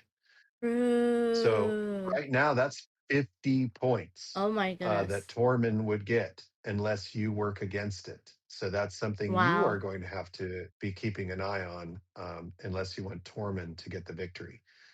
Yes. Then Tormund also puts out another bear. So we get the leftmost bear from the path. And here comes the bear that you wanted, more bears in the world. And now a bear is discovered. And then Tormund is complete. And that ends round 2. Okay, I feel like my Twitch stream just went down for some. Is YouTube still going? YouTube is still live. Okay. For some reason, I think Twitch just ended? No. Hold on. Sorry, I gotta double check this. Twitch is twitching. Twitch is twitching, everybody. Oh, Twitch yeah. glitch? What do they call that? The Twitch? I don't know. Twitch apparently died. So we will continue on. Be twitched. It'll be on it'll be on YouTube. It's all good. Sorry about that, everybody. And I don't know why. Huh. Anyways. Twitch has issues because of big viewership regarding Gamescom. Oh no. Aw, boo. Okay, so I'm glad it's not on my end. It's on Twitch's end. So that was... That's not good for me. That rune is definitely not good for me. Now we're going to move this over. And we're on in round 3. This is when you get more powerful. Yeah. This is when you get to remove the barrier to your power. Let's go. And so now more of your staff is revealed, and now you get to draw 6 tokens to start this round off. But first, Tormund's going to go. Oh, yes. So we reveal the next action card for Tormund. Tormund moves to the nearest location with a corrupted border and places 2 restorations. He gains the nearest wildlife. Well, there's a corrupted border right next door. So Tormund goes in here. Oh, he's going to take my bear Tormund again. places 2 restorations. Well, there's an earth restoration. Tormund likes the dual ones most. So the dual one gets covered. And then the next one, oh, you got it. Yep, Also the an green. Earth Restoration. And then he gains the nearest wildlife. So here's the way this works: is we look. There's no wildlife in Tormund's location. Mhm. Then we look north. There's 2 there. Oh, does he not So go for bear, then owl, then otter, like on his card? he will if they're in the same place, but Oh, because they're not, he's going to be taking the owl because the owl is the higher priority of these 2. okay. So Tormund takes the owl Rude. and not the bear. Got it. That's it for Tormund. In the evening, Tormund is going to try to inscribe a rune here, which would be more bad news for you considering how high these could score. Yeah. So keep an eye on that. And what was this symbol again mean? Let's see. This is the Fae. So this is how you get the magical Fae. And in every game, there are 8 magical Fae, 2 air, 2 earth, 2 water, and 2 magic Fae. And they unlock special powers that you get to use the harmony for. How nice. Now, if I did get a Fae token, even though it is magic, I cannot use it for my Cinder. Only my Cinder token could go on to there. But it can go on to any magic symbol on my board as well. Correct. That's correct. Yeah. Okay, so that's Tormund, and now it's back to you, and you're going to draw your tokens and Let's plan see. your actions. Go. Okay, now I'm hoping for the potion. Hopefully it's not like a monk. That's just going to stay in the bag forever until I empty the bag. Oh no. Oh no, Cinder in the potion. Oh, there you go. Uh-huh.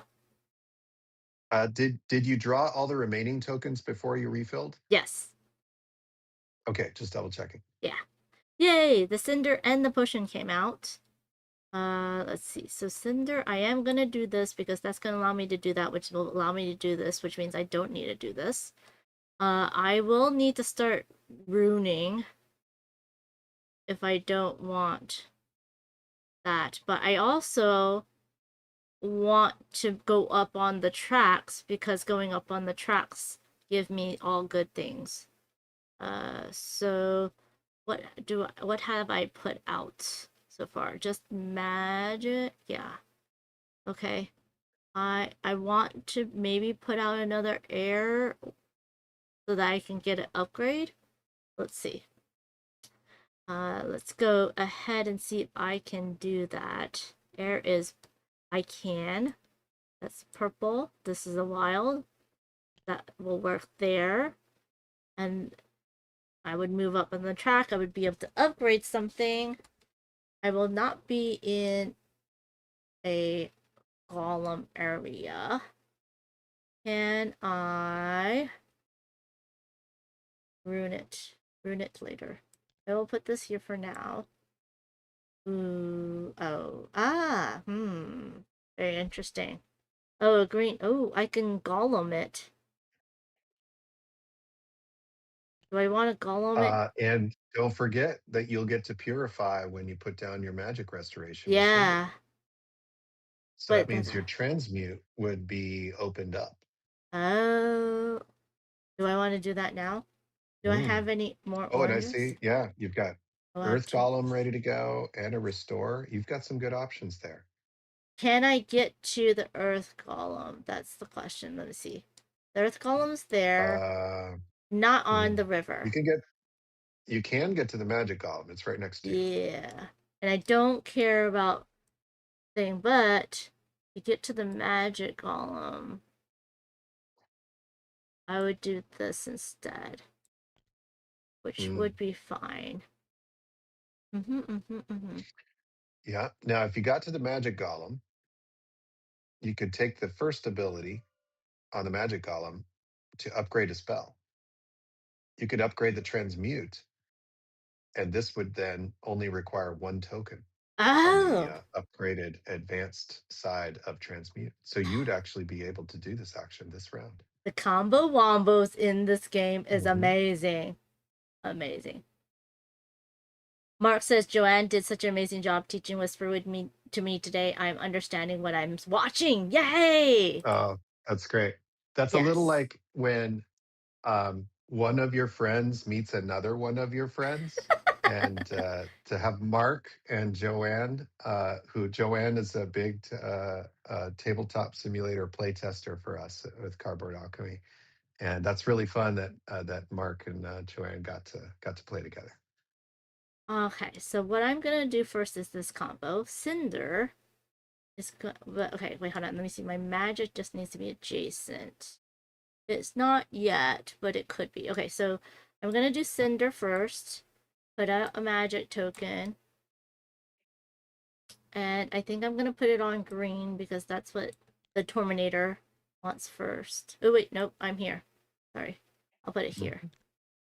Oh, now they're connected, which is good. And then because I put it onto a green earth or water, that means that I can go up on earth or water. I think I'm gonna go up on earth. Is the orange the one that's gonna go away? The orange is the one that's gonna go away. Okay. So I'm gonna go up on earth. I'm going to be able to put out a bear. I will get a sun token. So I will get to put out a bear. I will get a sun token because this one's gonna go away, which is good.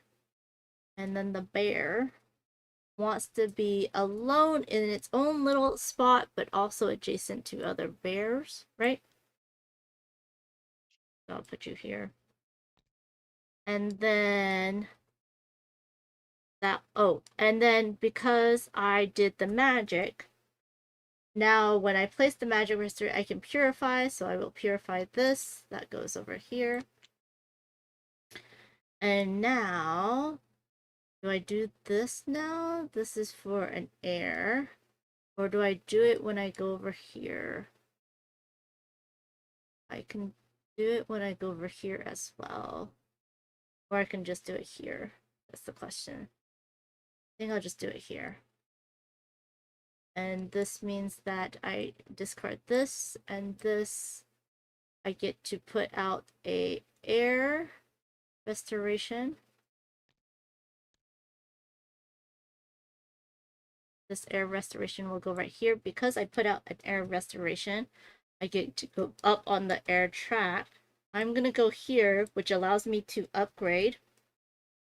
And if I upgrade this now,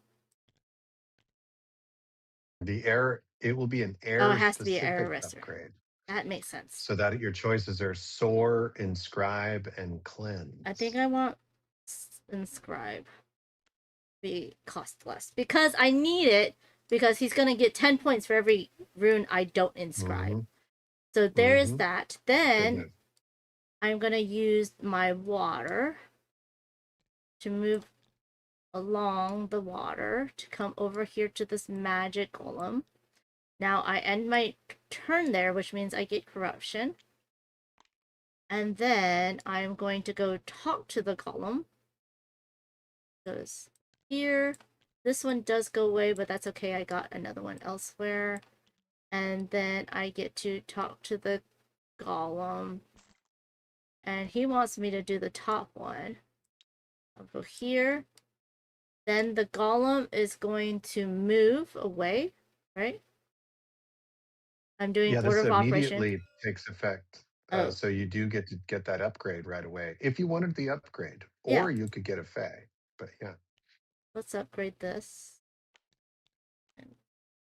Oh, I'm gonna get rid of a green. But that gives me a lot of tokens. I can get a green back actually. So I have to do this from left to right. So I talk to the golem. The golem's gonna move. And they can move anywhere, right? Yeah. And if you're going to talk to it many times, you'd want to move it where you're going to be able to get to it easily again. Let's go here. And I want to move it away from the Terminator, because I don't want him to talk to it. And then I get to restore anything. I will restore... Do I want to restore air or water? Because that means I go up. Ooh, I can get another animal. Ooh, I think I can get an animal card for owls. So let's show that off. We're going to restore air. It's the magic on air. So you put the magic Oh, sorry. magic restoration on an air space or air spot. Yeah. Got it. And it'll be where the golem is because the golem moved to. Oh, it's not place where to do I am? that restoration. Oh. It goes where the golem goes. Oh, how interesting.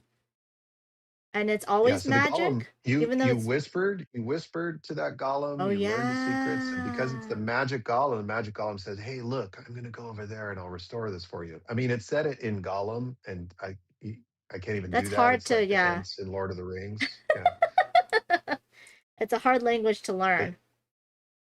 It does give you flexibility though, because you can put it on any of those and go up any path you choose. I could upgrade again, but I kind of want to show this off. So I'm going to be able to put an owl out.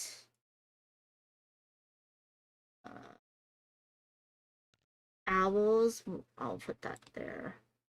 Right, owls want to be just adjacent. Okay, in a big group. Okay, so now that I went and did this, this symbol here means I get an owl card, right? Right. So you get the owl card and the owl token.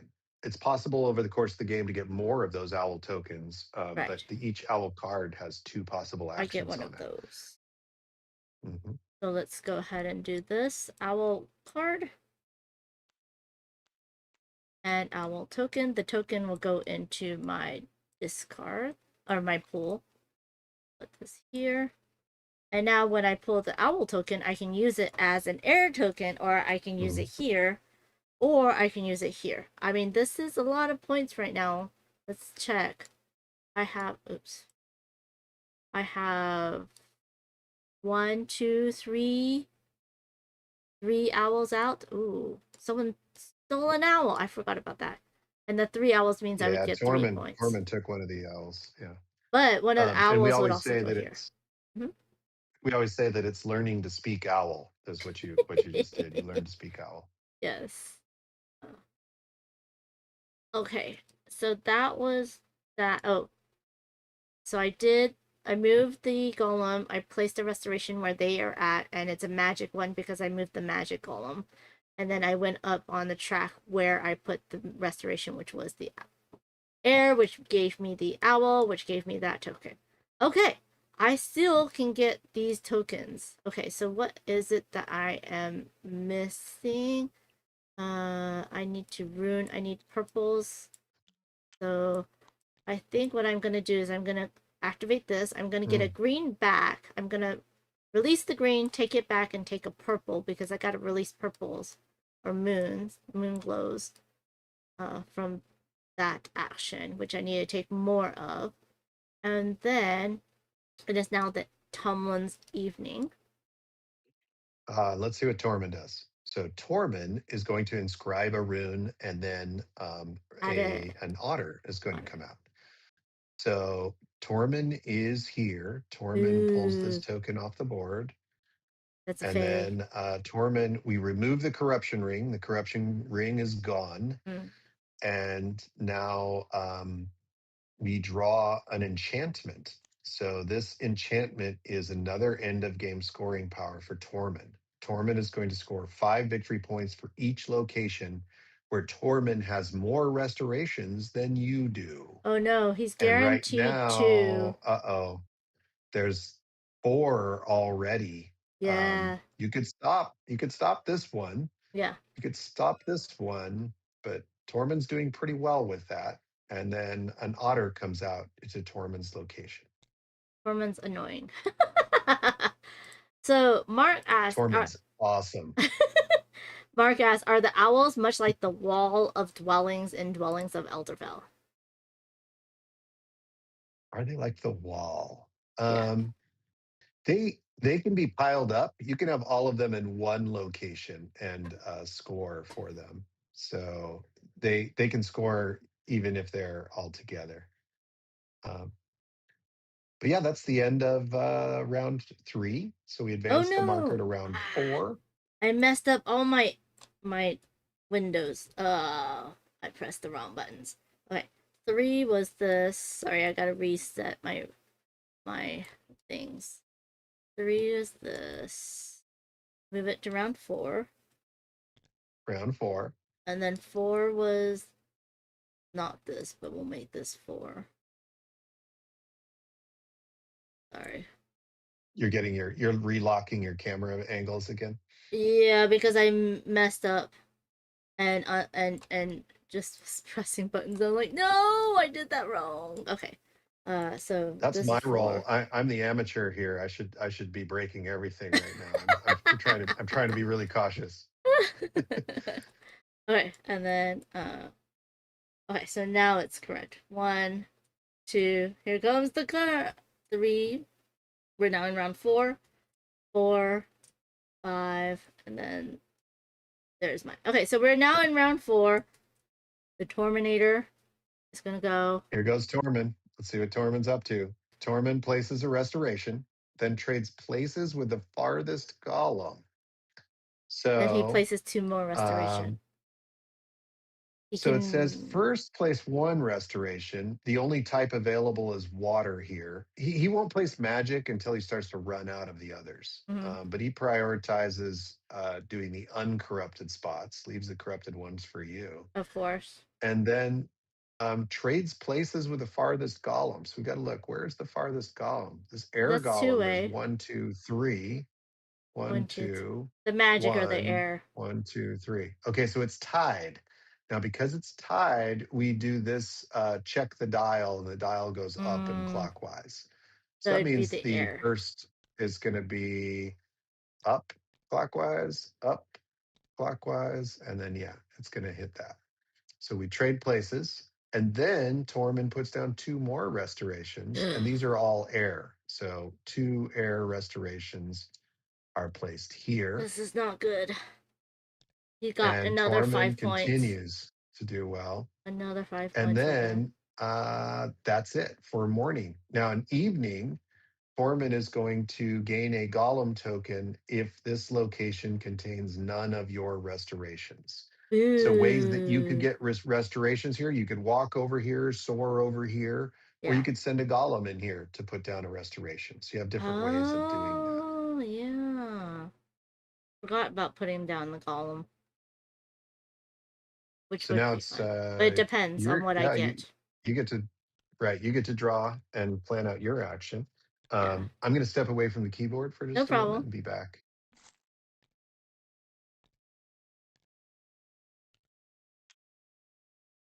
Oh no. That. Definitely don't want to cover that. I keep on going. Okay, so I do have the soaring, which is good. This owl means that I get to move an owl to me, place a restoration, and then move up on the track. Which is good and bad because the owl... I need to go over here, huh? Oh, I'm gonna get corrupted. But I think Cinder came out to play. So that's good. I need Cinder to come out to play. If Cinder's gonna come out to play, then I can restore this before I go. So that'll work there. I can fly. I can soar through to get to here. And now I need to place air restoration. Either via going to the golem, which I'm not going to do. I could do water here, but I have an air. But I need to place air restoration. I can do it with the owl, which also came out, so I can do that. And I also want to make sure that they don't get the... get 2 corruption.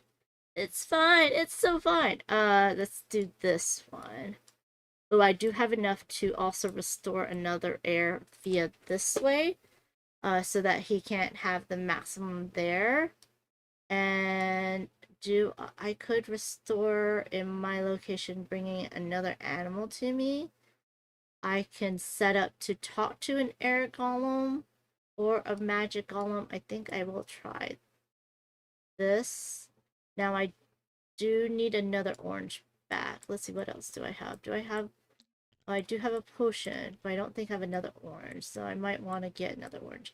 I'm not the best at calling my deck in deck and bag builders to be very efficient. Like, if I let this call, then that means that I would get the potion more fast. So maybe I do that, but I kind of need it for multiple things, so we'll see. We'll see. Okay. So, magic here is me. I can stay here and do some magic. Which won't... Am I next to a magic? Yes, yes, yes. It would add... So I want to keep this for the end of the game, because that's going to give me points. If I can put this rune in the middle of all this magic that I'm doing. I should have put it here. I think I need to put it here. Okay. Oh, but I need to... Oh, I need to rune it. Oh, dear.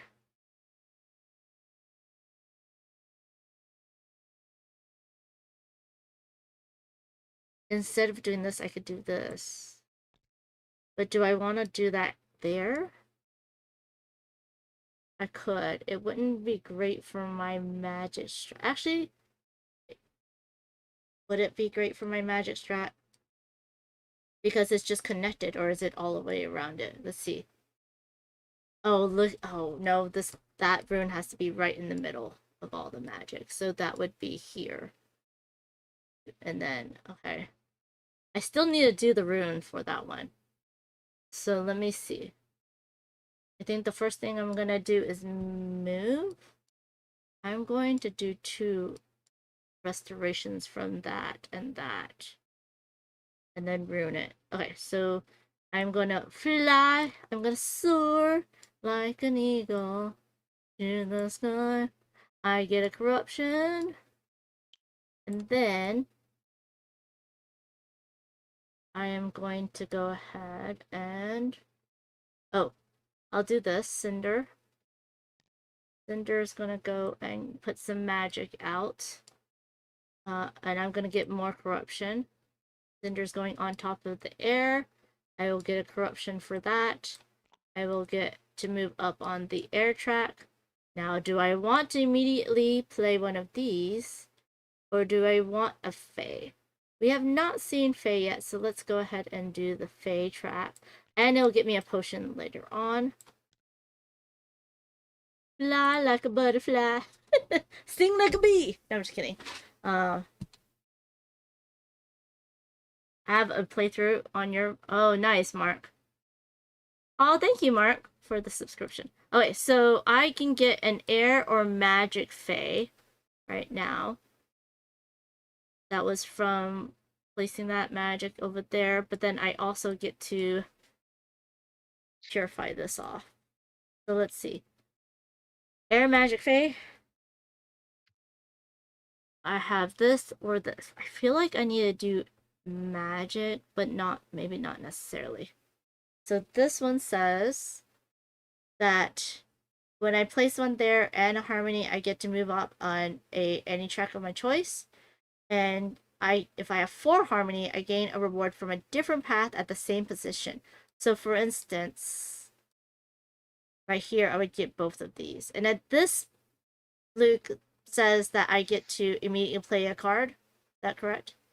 Or gain a card? If you were to take the top path, you'd get to play a card from your hand. And I noticed by peeking at your hand, Tormund couldn't do that, but I can. You do have the ability to get a magic Fae, or is it any Fae? It's a magic Fae. Or a air or an Fae. Earth Fae. Is it Earth, or I thought it was air? Well, you have a card in your hand. If you were to play a card, you can play any of the cards that has the lightning bolt on it, which are the immediate cards. So all of those would offer you different possibilities. But if you really wanted an air Fae, the bottom path would be the way to go. But if you're going for a magic Fae, maybe you'd play the card and you'd also get some harmony. That is true.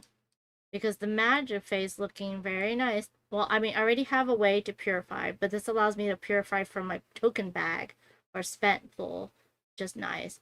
Use the primary action on any Fae in the game, including this one. Now, if it's in the supply, is it still in the game, or is it from like Fae that other people have? It would be any of the ones that are in the supply. So that would include things like, putting Whoa. down a restoration or moving, etc. So that the loon hair gives you flexibility, and it doesn't cost Yeah. much harmony. The Aether Drake, your other option, is one of the most powerful cards in the game, but it has a much higher cost in the harmony.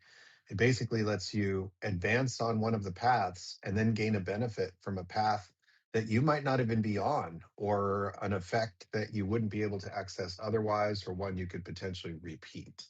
So That's very crazy. strong power. That's crazy. Yeah, I think that probably is my better choice. Even though I am giving up a potion. No, I'm not, because it's gonna go around. It's gonna basically increase my path, though. I'm gonna have to go one extra space. It does. Before. It takes you a little longer when you take that high road. You fly up there, and it does take you longer than staying low. Okay, so let's go ahead and try it this way. I am going to play this card here. And it says that I gain 2 harmony. I don't think there is a limit to the amount of harmony I can have, right? There is 12 is the limit. Okay. I wouldn't be too worried about it. He's saying you're not gonna do it. I will take the bunny. When we play with some of the additional content, there are scenarios where getting piles of harmony is more likely, in different scenarios, with different golems and different. There are different end game enchantment mounts that give whole different effects that you can unlock there. That's really cool. Okay, so I just did this to this to this, and now I'm done with that. I am going to go ahead and I have my owl, which means that I can move an owl to where I am, restore an air, which I want to do. So let's do that. Move an owl to where I'm at, where I'm at, and then restore an air. I don't think it matters. And I'll get a corruption for restoring an air there. And you also get a corruption for the owl flying in. Oh dear. Yeah, double. Double But corruption. look how much competition you're giving Tormund. You're making I'm trying. Tormund, I'm trying. yeah. And then I get to move up on the air track. So now I get to draw 2 cards from the rune deck. Advance 1 space on the earth path and upgrade. I get to do another one. I have another one of these. Okay. And that is all I can do there. And now I can do a ruin. No, I can inscribe a rune. This goes away. Inscribe a rune. I don't want to do this one. And I don't want to do that one. Let's do the earth one. So I get this one. This is 5 points. Nice. Get that. This goes away. And I have to choose, do I want to keep the earth, which I kind of don't. I think I'm going to do this. Now, but the problem is that this requires 1 harmony. Does that make it free? Or you have to have a minimum of 1? Right on it, it's got a minimum of 1. This would work great if you would have taken the Aether Drake, actually, because you would have the expensive one and a discount. With this one, with this particular Fae, it doesn't apply. Yeah, but I need to purify. You know, do you see how much corruption I have in my hand? I see it. You have other card options you could go with. You have ones that could get you upgrade spells and path advancements or golem tokens. So you've got some options. This 1 air. I could get golem. I don't want the ongoing ability. Yeah, you have a big pile of corruption. You're definitely going to get flooded by it. So but right now you're fine.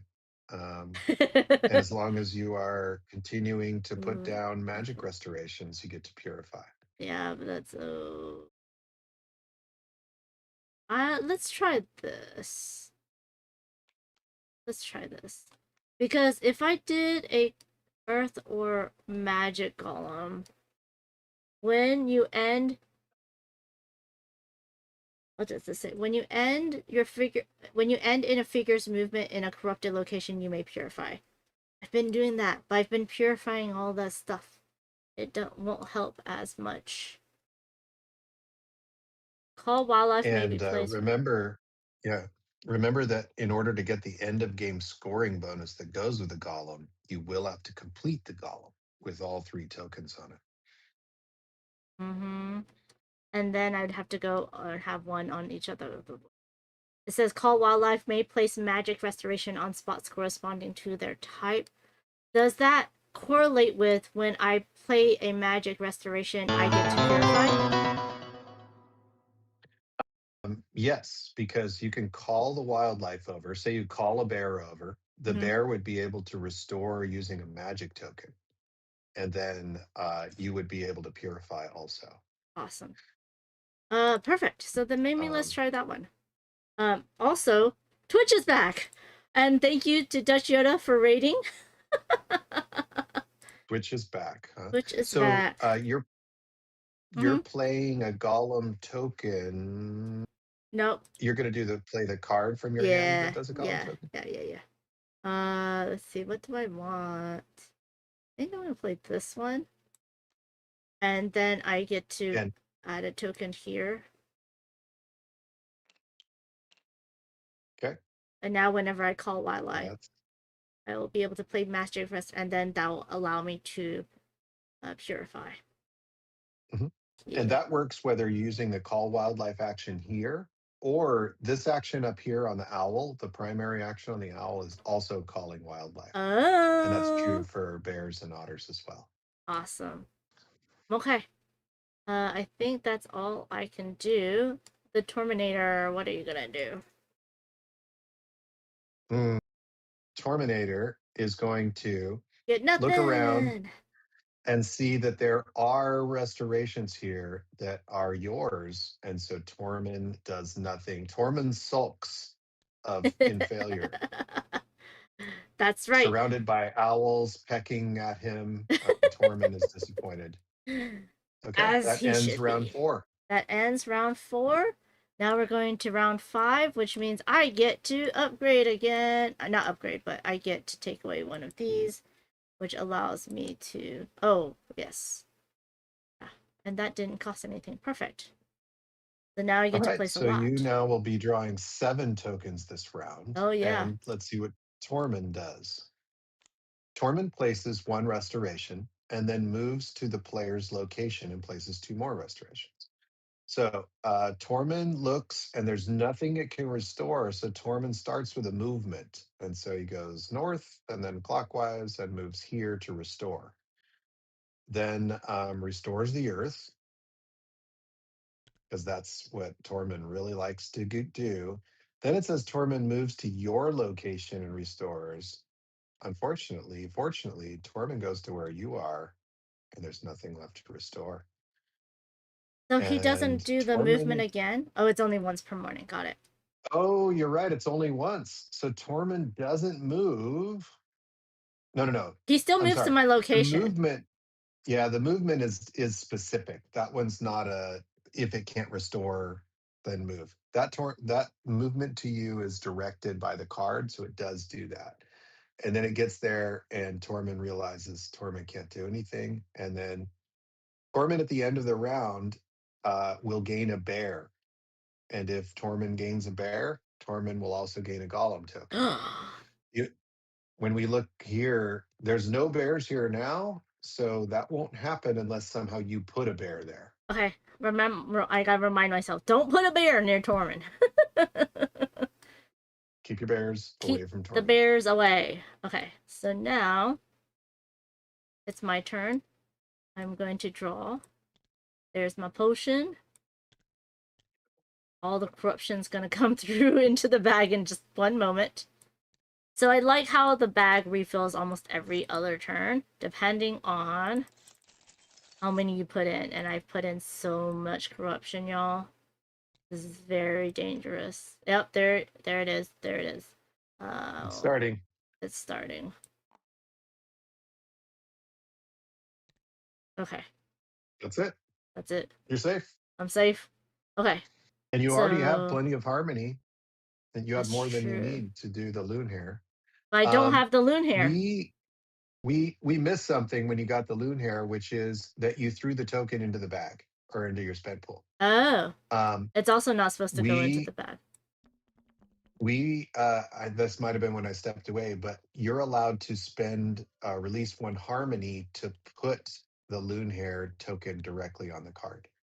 Oh. So I could have done that last turn, right? Mm-hmm. So let's retcon that, and then that opens up you to being able to use the loon hair. You could have used it last round, but using it this round will be fine as well. Give you another thing to do. Yeah. Okay. Okay, so all of these do not go into the bag then. I mean, they don't go into your pool. They do. It's the exception is the Fae. So the magical Fae, you're allowed to use the harmony to summon them. With the wildlife and other tokens that you gain, like gaining a potion, gaining an ember, the tokens tend to just go into your spent pool. However, on the golems, there can be exceptions for everything. And on the breeze golem, the breeze air golem, the first ability allows you to use harmony to put wildlife directly on the card when you gain those tokens. Now, if I So pull that's a rule. in the future when I pull this from my bag, to place it here, I also have to spend a harmony? No, when you pull it from your bag, it's only the very first placement, and we're going to be adjusting the user interface for that. But basically, subsequent placements, you just put it on the card when you're planning your actions, just like any other planned action. Awesome. Okay, so I need to move because I need to go ahead and I need to move and kind of block him probably here. Because then he won't be tied with me and he won't get those 5 points.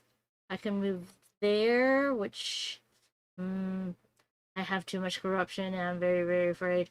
Let's go ahead and move via air then. I'll do a flyover, a soaring action. Then I need to restore. I need to restore here. Oh, it's anything because it's mine. I think I should restore magic and put that, yeah, no, here, it would be here. Okay, I'm gonna store magic. So to restore magic, I need a red and an orange. I don't have an orange anymore, but maybe I can use this to get the orange. Oh no, oh, I will clean that off, so I'll be able to place it here. And then, oh yeah, or I could just do this. And then I can restore magic. Then, what should I do? Should I... maybe I still do this. Because then I can go... Can I go to the golem afterwards? I could go to the golem first, but I can't have him move here, right? To the center. You can. You can send the golem here, and then you won't have to go there. Oh, okay. And then where do I want to go? I don't have a lot of water restoration on the board. I think maybe I want the green column. Where's the green column? The green column's here. No, he's too far away. I could do the... Nope, I can't do the water. Okay. I could move to the green column with this. I can move here, then move there. Oh no. I need... Okay, I can use this to get that. And then... I do need to do some runing. I need to do some runes. And... Now, let me point out that if you you can use this as a moon glow or an ember, and it's fine on the restore like that. But if you were to do the same here and let go of it, the potions are worth a point, so you kind of want to keep those. Yeah. But don't forget about the whatever you can duplicate of all the different Oh my possibilities with the rune hair. gosh. So you have a That's a lot of different lot. potential choices there. Oh my And goodness. you also have this air token that could be on the inscribe, and you could use the water on the transmute instead. Yeah. I think that's better. But yeah, lots of options up there with path advancement, purification, putting down restorations. There's even movement because the burrow pig would allow you to move to any place that has earth terrain. oh, I like the burrow pig, which means that I don't have to do these two. And that just frees them up. Wait, yeah, there you are. Aha! Huzzah. Which means that I can go for the earth golem here. And then...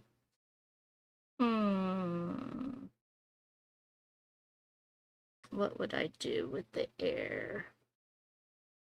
You know what? I am going to do this because I don't have a lot of work. I'll clear it air. And then when I get there...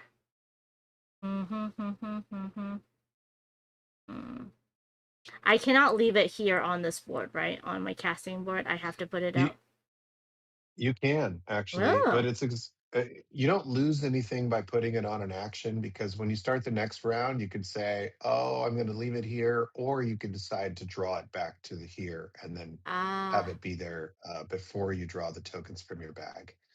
I'm going to put it here because it might just allow me to just go ahead and bop right to a golem. Okay, so let's do this bunny first.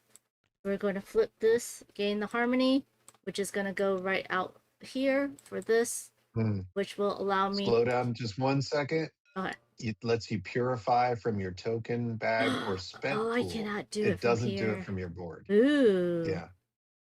You'll be okay though, because this will. Okay, so let me take one of these out. Yeah, that's very important. Very important. Flip that. Now that can be used there in order to gain the... which ability was it to move? This one? The burrow pig. To go to any green spot. Which I do want to do. To go here to the golem. So that's gone. And then I can talk to the golem. He's in my spot. So I didn't do that, so I have to I'm do seeing this. a flaw in your plan. Oh no, why? Unless there's something I'm missing. So take a look how you've planned to inscribe. Yeah. You've planned to restore magic. I know, but there's nothing here. But you just moved into a place where you can't do any of those things, and you didn't set yourself up for movement that would allow that. Because I can't move on water because that one has no water. Mm-hmm. But I could just set myself up for the next turn and do a lot. That's true. You can do that. But it means blocking up some of the actions you might be wanting to do again the subsequent round. Oh, that's true. So with the burrow pig opens up being able to move almost anywhere on the board where you could do more of those things. The difference is that it doesn't let you talk to the earth golem. So going to the earth golem means not doing a whole bunch of other stuff. Let's move this here. Let's go over to, let's see. Can't rune. Oh, I can rune. Okay, so if I went here instead, this is all 3. Then I will... But no rune site here. I know, but I have a water here. Later. Yeah. So then I'm gonna do this, and that allows me to do a magic. And then that takes away his thing, his 5 points. And I get to move up on. Now this is anything of my choice, right? Because it's just my thing. Correct. Yeah, you're wide open. Any of them. Let's upgrade. Ooh. Decision, because I can get a potion. Or I can upgrade. You know what? Let's upgrade a earth action. Ooh, we can upgrade the restoration. Or, so if you look, the stride, now I can move up to 2 spaces and I can purify.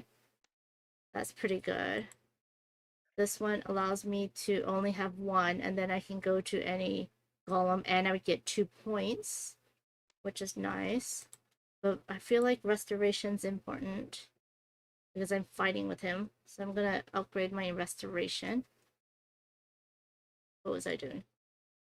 I moved here, I did that, I went up that track. Here, okay. And now, down there, now I'm gonna move via water. You did a magic restoration, so you get to purify that. Oh yeah, because of this. And now I can purify this off. Woohoo! And then I can do the water. Move my water. Move. I want to move here. Yes, that's me. Okay. I'm so tired. Unstable ground. So tired. And then I'm gonna do the rune. Oh wait, the purple goes away.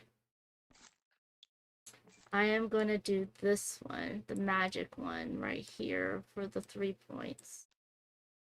And I'm not playing a card because this says the magic and any magic restoration around it. That's going to be a lot of points right there. And then I can't talk to the column, but ooh, I can add another thing there. I'm going to get corruption. Why is it so corrupt? Yeah. Okay. Do I want to do this now? I mean, I could do it to do. Wait, hold on. Where's the thing that will allow me to move? Oh, I didn't upgrade it. But I can go green to green. So what I can do is I'm going to discard this, get a green and purple because I discarded a purple. And I'm going to be able to place this right away because that's not corrupted. So then I can use that to move to here where I'm with the green golem. And now that was amazing. Yeah, nice job. Chat to the green golem. The orange is going to go away. So the green golem, when you end your figure, you may call wildlife to adjacent locations. You may use Moonglow and Ember tokens interchangeably. There's another option also, which is whenever you whisper to the golem and you decide you don't want any of their powers, you can take a 3-pointer instead and say, I'm going to forego this power for 3 points. You did unlock the one that gives you magic that for your wildlife. They can restore with magic. So this allows them to go adjacent, and it opens up even more power to put the magic restorations where you want. Yeah, so if I call wildlife, I can then, because of this one, place magic restorations, and then, which would activate this one, which would allow me to purify. All the combos, then I have to move him, and then I restore an earth where he goes to. Now I have... Right. I'm restoring an earth, not a magic, right? Correct. And remember also that Tormund doesn't want you to restore where Tormund restores. Yeah, so I can do this. You can compete with where Tormund has them. Exactly. Now, this will give me a corruption for going there and a corruption for restoring there. Correct. Okay. Which you didn't draw last round, so you will be drawing them. Oh, yeah, but there's so many. So many. I have so much corruption. Okay, and then I did move up. I did do an earth, so I get to move up on earth, which means that I get to place another bear, and I can. And you learn to speak bear. Oh, Now, this is not calling wildlife, correct? Correct. It's just you discovered that wildlife. It was there, but it was scared and hiding because the forest was too corrupt. And I'm gonna now put it it comes out. there. I definitely don't want to put it anywhere next to the Terminator. I'm gonna put it over here because I can play it anywhere. And now I can get a green wildlife. I can get a bear. Bar. Got the Bar. bar. Get the bar. Now this token goes into my discard pool. Correct. Okay. Ooh, here comes the corruption. I'm gonna get losing so much points. Okay, wait, hold on. I think I've done it all. Now it's Tormund's turn. All right. It is evening for Tormund. He gains a bear from his location or adjacent and gains a golem token if he does. Tormund looks around, sees no bears in sight, and so none of that happens. But he places a bear there. We do put one from the path. So we Yep. take one off the path, and out comes a bear, and it goes in Tormund's location. Yep. Now we're in then the it is round 6. penultimate round. Okay. Penultimate. Penultimate. Wow. Here goes Tormund.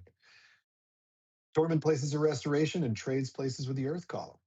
Oh no! There's nothing to restore here. But he Tormund goes moves. clockwise, restores here. No! Boo. And then, humorously, Tormund trades places with the Earth golem. So he's let's there. do that. Okay. The Earth golem now goes to the left side of the tile, and Tormund is now on the right side of the tile. And then he places 3 more Then it restorations. says he plays 3 more restorations, and guess what? Tormund already used his free movement, so Tormund's done. And by the way, we were working on slightly adjusting some of these cards, so Tormund won't get into as many traps as that. Tormund tripped, and Tormund doesn't restore anymore right now. Yeah, I have a slightly older version of that's- the TTS mod, but that is lucky for you because that's giving you a fighting chance. And then evening time, Tormund will gain the nearest owl and then restore in the owl's location if possible. So that would be here. It's going to take one of these owls, but it wouldn't restore there either. Unless an owl got closer. okay, so I need to call an owl away from the spot. Somehow you'd have to get rid of both I owls, could, except that Tormund's going to take the closest owl. So Oh. It doesn't it's matter. still- He's still always he's going to still get gonna an take an owl. owl. That's Yeah. rude. That's rude. But I want him to take That's this one because he can't restore here. Mhm. Okay. And right now we have one. Let's see. The owls are the number of owls that are in a cluster together. So 1, 2, 3. There's only 3 owls over here. So I could get 3 points before he decreases it down to 2, which is fine. Also, it's still 3 points. Okay. Well, it all depends on how much corruption I draw, y'all. Because here comes the corruption, which is absolutely terrible. 1. Okay. Okay. Ooh. Cinder came out Cinder's to play. back. That's bad. Oh, there's nothing more? So now I can refill? I think you're going to be okay because every time you purify, restore any of that with magic, you'll be able to purify one of these. Uh-oh. It depends if it comes out again. Because now I'm full. Oh, yes! Oh, no. you lucked out. I lucked out. No penalty. No penalty. So I have to do this. That will help me purify here. I can do this. This will allow me to call. And when I call, I can call next to it. And when I call, I can go ahead and restore. Restore magic, which would then allow me to purify. So let's go ahead and put that there. And then This one is a bear. Ooh. This also allows me to call a bear, and also allows me to restore. Let's see if it's one per bear. So how much points would I get? Because I'm in the penultimate round. There is one, I two, see three 4. bears, 4 bears. There's one over here, but it's alone and not next to any, so it wouldn't score. But I would But call. if Oh, I there's, would not call because I only have one. yeah, it's hard to say because you don't want to. If you pile up the bears, then they don't score. Yeah. Um, Hello, Sir Bearsworth. Speaking of bears. What do, baby boo? Hello, Dicey Vim. Good to see you. You're in the penultimate round right now. So, I mean, I might as well. I mean, let's get some bear action going. That is going to be, if I did that, that's 4 points. And I would get 1 wildlife to my den. yeah, And they you do can get be points for your den, and it gets higher and higher the more wildlife you get in there. And with penultimate round, you're running out of time to get I wildlife to your know. den. So maybe I'll do this. It's a tough thing. I need at least 1 bear in my den. Just because I am a bear. I need to find a way to get another rune out. I could do it here, right? Yeah, you can. You've got some decent options for inscribing because Torment is only inscribed 2, so there's still quite a few available to you. He's still getting 30 points right now, so I kind of need to stop it. Stop it right now. But okay, because that's there, that's that. That's that. Okay, can I do a magic? I can do a magic. I could do, no, I need to move to do the bow. I can move adjacent. I can also move along water. I think I'll do that. I'll be back in a moment. Okay. We're getting close, y'all. Hello, surprise bees. Good to see you. How's everybody doing? Are you all staying cool? I am going to really quickly. I have a meeting right after this, so I need to tell them I might be a little late. Just a little bit, because I have to finish this game. This is Whisperwood for those of you who just came in. It is currently on Kickstarter from Cardboard Alchemy. Now, Luke is not one of the designers. He is a developer of this game and doing the solo mode. So there is that. Let's see. Okay.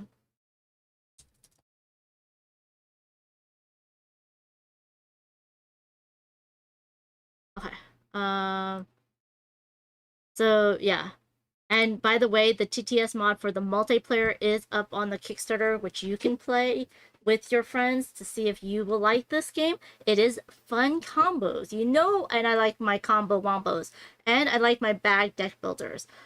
Also, my BGG podcast episode with Peter Vaughn talking about Kickstarter and Whisperwood is coming live tomorrow. So that's going to be a lot of fun. Doing my best, you know how that goes. You're doing awesome, Sir Bearsworth. Awesome. Hello, Fieldman. Are the owls much like the olive dwell? I think he said maybe. Owls are just one of the animals you can collect. That is very true. Dicey Vim says, pulling hair out at work, owls. That's sad. So there is 3 animals you can collect. You'll only take the cards once, but you can take multiple tokens.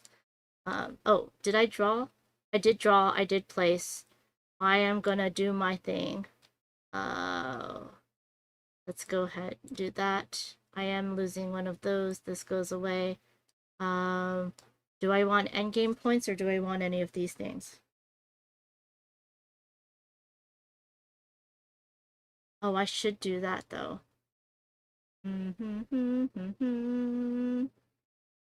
I don't think my runes are very close. Oh, they could be close. Actually, they are pretty close to each other. Oh no, this has to be adjacent. I wish it was in a line. That one's all for all of my runes that are connected in a line, which that is a lot of points for me, I think. 2 points for each location connected to this rune where you have at least 1. So that would be a lot.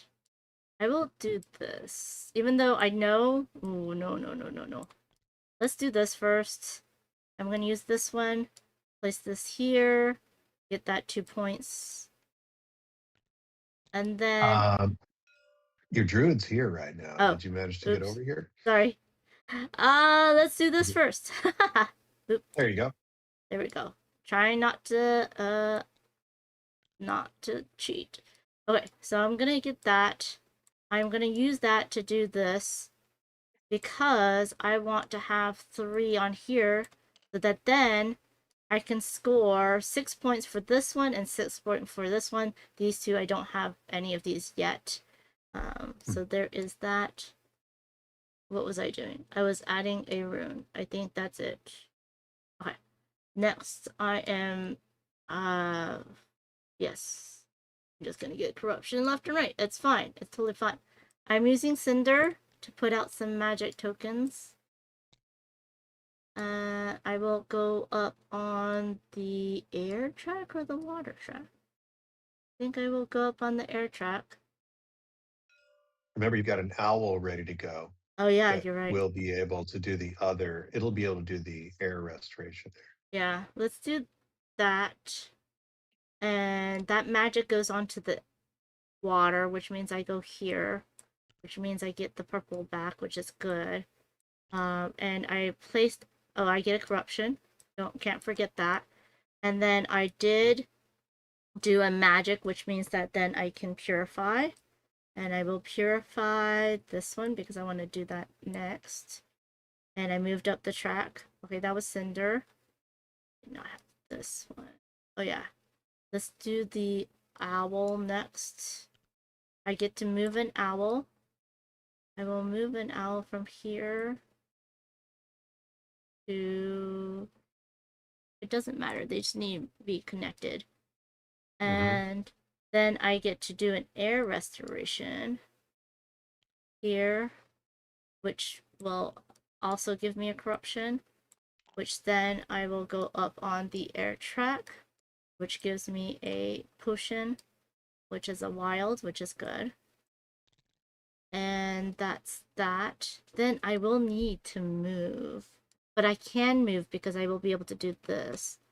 Oh wait, I called wildlife with the owl, which means that I could call it nearby me. And also I get to do a magic restoration. Oh no, it was there. This could have been a magic instead of air. So you can put a magic here instead of an air and purify. Oh, let's do that. You even could have called the owl to any adjacent location instead of where you are, if that helps. I'll put that there. Wait, no, that's the bear. Put the owl here. So I do want the magic.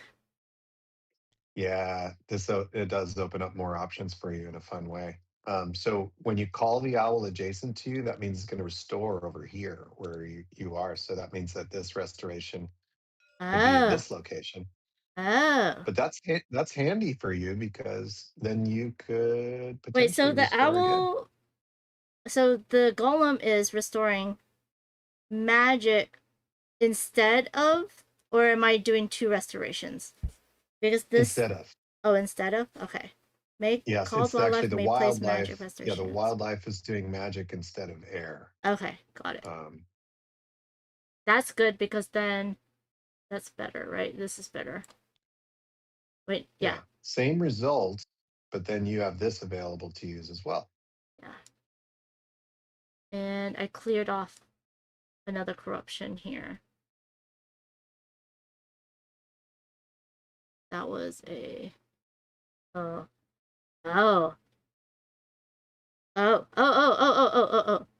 Okay. So then I can use this, and this goes away. But I'm gonna take it back, and then I'm going to place a air restoration here because that's open. And now when I use this, I will restore air there. You could even do it with magic too, since that's what you're going to be trying to score for the rune. Oh, that's true. And I can go ahead and Where's that air token? I would do this magic instead. And then I would get a magic restoration. And then I can also purify as well. But that does go up here. I get a corruption. I get a air movement, which allows me to purify or get a harmony token. I don't need a purify, so I'm gonna get a harmony token. I should have gotten the other one. The other magic guy. I have so much harmony.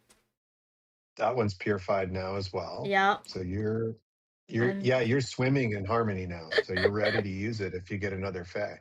Yeah. Okay. That is it. You've got a bear that you could score. Oh, you're right. That's the last three. That's my last everything else thing. is done. I have 4. So right here there is 1, 2, 3, 4 bears. That one doesn't count. He's not connected. So I get 4 points, and I get to take one of the bears back. Now it's a bear from anywhere, right? Mm-hmm. So and I can you take also one release this token. The right. bear token goes back to the supply. That's right. Can you give me 4 points, please? I'll take this bear. Absolutely. Where There are we all the go. points? Oh, here they are. Never mind. 1. There they are. 2. They're closer than I thought. 3. 4. Okay. And that is it. Tormund. The Terminator. Tormund gains the nearest owl and restores in that location if possible. The nearest owl is here. There's no restoring going on. Nope. And so then the next part of the card says to put out an owl, and it would be the leftmost owl on the path. Goes into Tormund's location, and then Tormund's done. And it is the final round. It's the final round now. Prize B says the tiles look so nice in this. It looks even better in person, y'all. Okay. The final Tormund. The final torment of Tormund. Tormund gains a Golem token and places 2 restorations. Okay, Golem token gained. Nothing you can do about that. Then places 2 restorations and then moves to a location with a corrupted border. So placing restorations, there's nothing it can do here. So it follows that clockwise and ends up here. Puts 2 water restorations down, because that's what's possible here. Mm-hmm.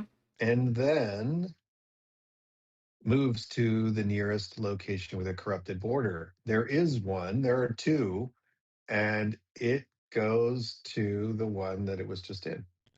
Wouldn't it go clockwise though? It goes up and then clockwise. So it starts with the up. Okay. And then at the end of the round, Tormund's going to inscribe there, which means another scoring bonus if it can't be stopped. Oh no. And then a bear is going to come out. And now we'll see what you can do with your final round to compete with that. Yep. But there's so much corruption. I need to swim. I need to go with the flow. That one is a corruption. Am I going to? I don't want to do that. Okay, there's no more. All of these go in. Wait, this also goes.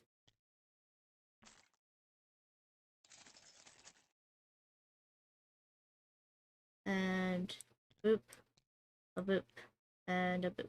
Oh, the potion came out. Okay, so I need to go with the flow. So I need to go here.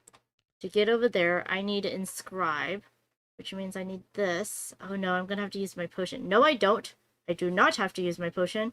I can do this to get a potion to put right here because that is not corrupted, which will allow me to inscribe there where he's at so he doesn't get those points. And then I want to move again. I won't be able to. And then I want to do that. But I get the bunny because, and I do have corruption in my bag. Now corruption that I have in my bag at the end of the game is negative points, correct? So normally it's not. In a multiplayer game, it won't count against you. However, I will give you a spoiler that one of the potential enchantments in the rune deck for Tormund is you could be penalized for the corruption that you have. Aha. Okay, so I think, and I can't even do that. Can I move? I can move to another earth. I need to go to water. Ooh, can't move to water. I can get 2 points. Ooh, oh dear. Ooh, I can use this to move to their earth instead of that water, and then use the water later on to get over there in order to at least, I would get 1, which is sad. I don't think I can get, oh, I can move a otter there, but I don't have, oh, I could, oh no!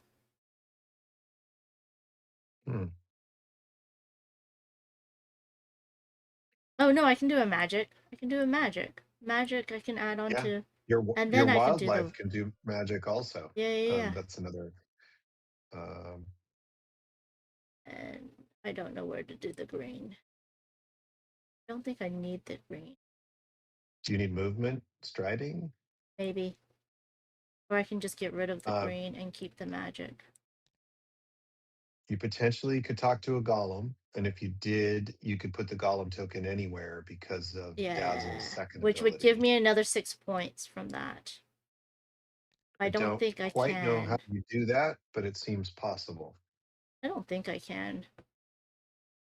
Because I need to get this from him.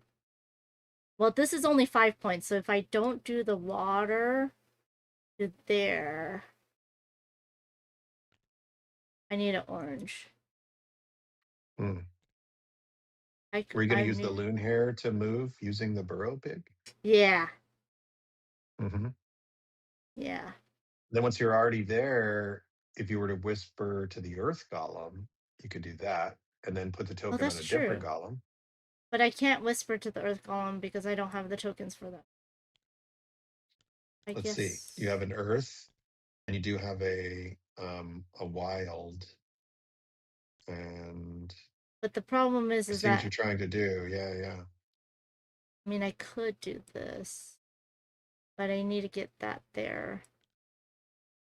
There's nothing else to restore where this golem is. So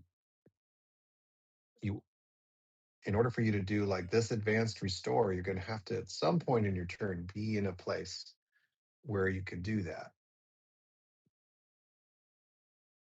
Yeah, I was going to use the water to move there instead.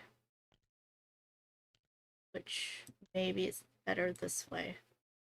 Mm-hmm. Okay. Yep. I'm running out of time. Let's do this. I think that's it. Yeah. We're going to use the bunny. And I have to go over here.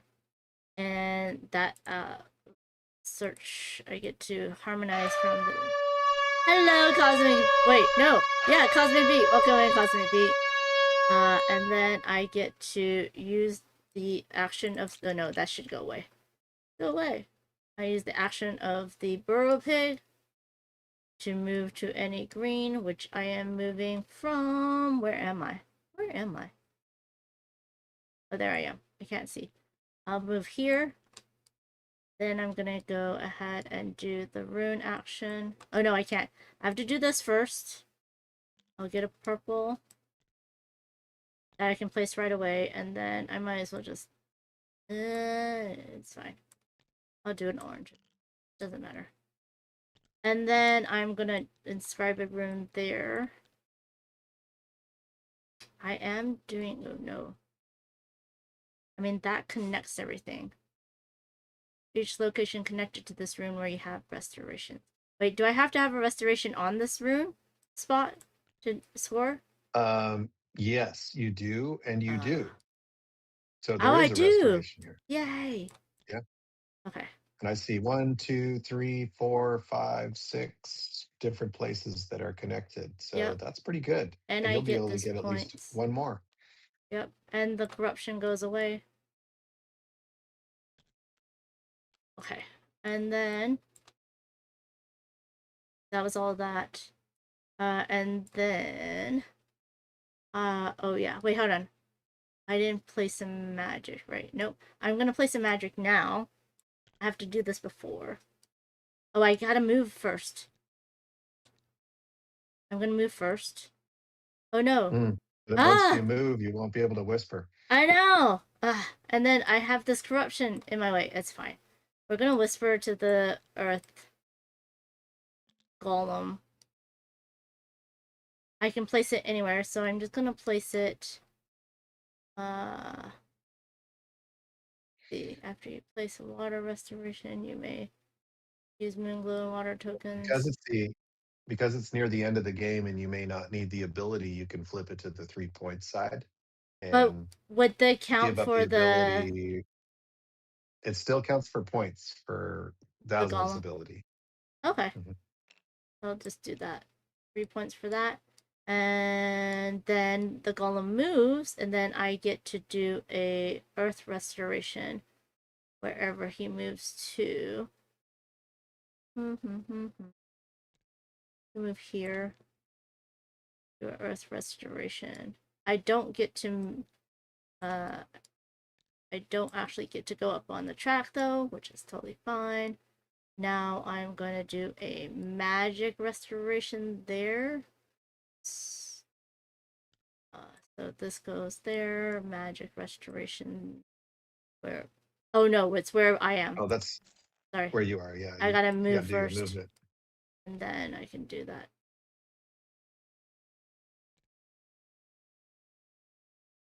This is all within. Oh no, that's there, so I need to go here. Whatever. Okay, magic goes here. I get a corruption. But you float on water, so you've got to stay in the water for the flow. Oops, you're right. You're right. 1 to 3 Why is this spaces along here? the water from where you are. Where am I, anyways? What did I choose? I took him instead of me. Let's see.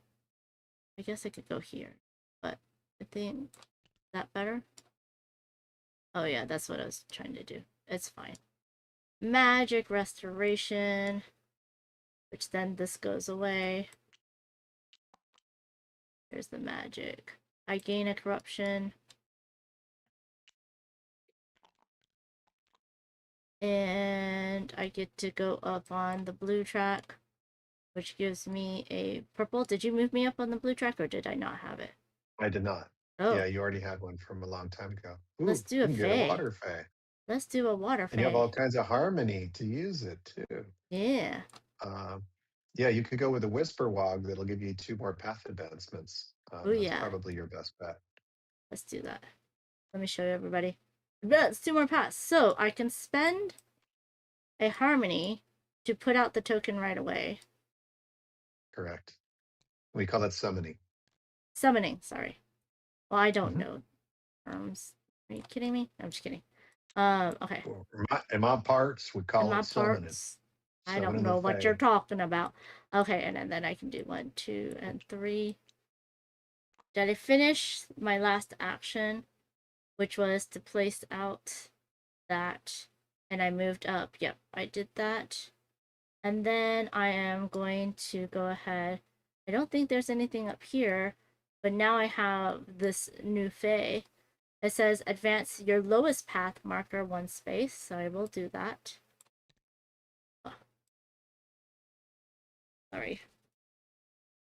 It is a big boy. Let's do this, which will give me a otter. And I get to place out an otter. I'll place out an otter. I can place it near me, adjacent, and do the magic thing. Oops. Well, it's just coming onto the board though. It won't do a restoration. It'll just go onto the board. Aw. Why not? Oh, that's where that came from.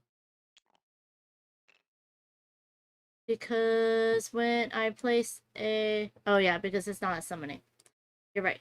Otters, which I won't be able to score them, wants to be in groups, so I need to put him in another otter family. There you go. Oh, it has to be So adjacent it to should me. be, I yeah, yeah. apologize. You got I one put him in right here, here. so you can Yeah. have two there. Mhm. Oh no, I'm knocked over the golem. Okay. So then I can spend 3 harmony and advance 1 more space on the same path. Oh, that's expensive. Okay, now this is golden for you, and I don't know how much you thought ahead on this, but this is right here. Drop a rune for free. You get to inscribe a rune. The other one is also great. It's get a water or a moonglow token and assign it, which could give you another action. Like you could restore again, for example. Because I have done But that. I think runes are better yeah, because that's 10 points. And I get it's another pretty 3 significant. points. Yeah. Okay. And then I am going to go ahead and, which is very good for that. And it's adjacent to the other. It's not adjacent. I'm adjacent to 1. So that would only give me 4 points.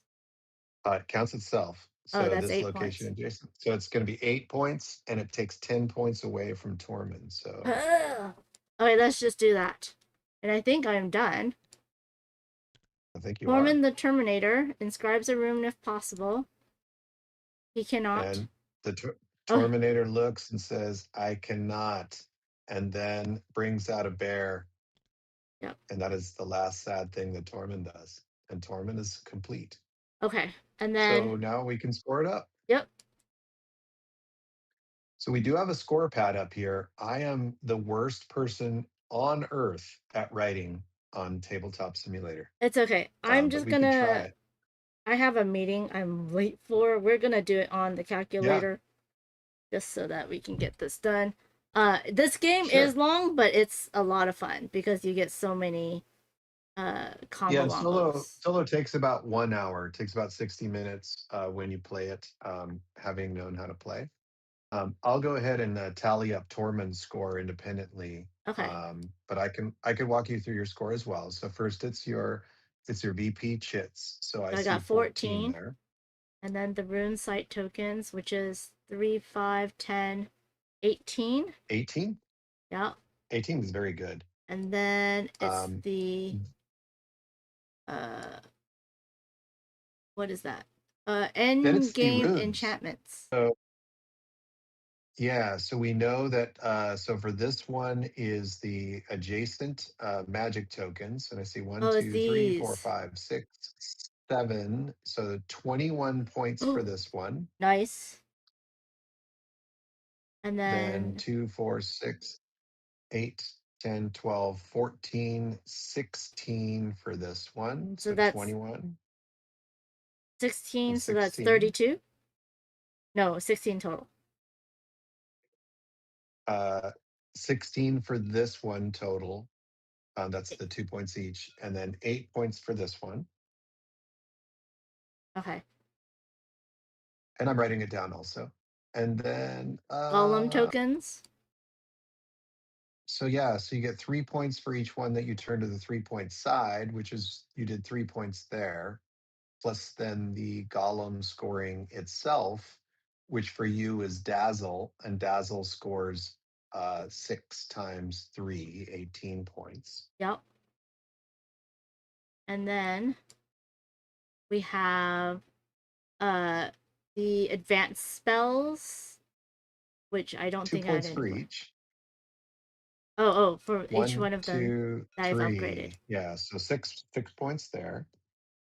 Then 1 point for each of your potions, and I think you have 1. I have 2. I got another one. You have 2? Let's see. There's 1. I thought I had 2. Oh no, I got rid of 1. So you're right. Oh, you got rid of 1. Yeah. So how many points is that? Just 1 point. Okay. And then corruption penalty is if you have corruption on your board and you do not. No. And then finally, we score your restorations based on your path positions.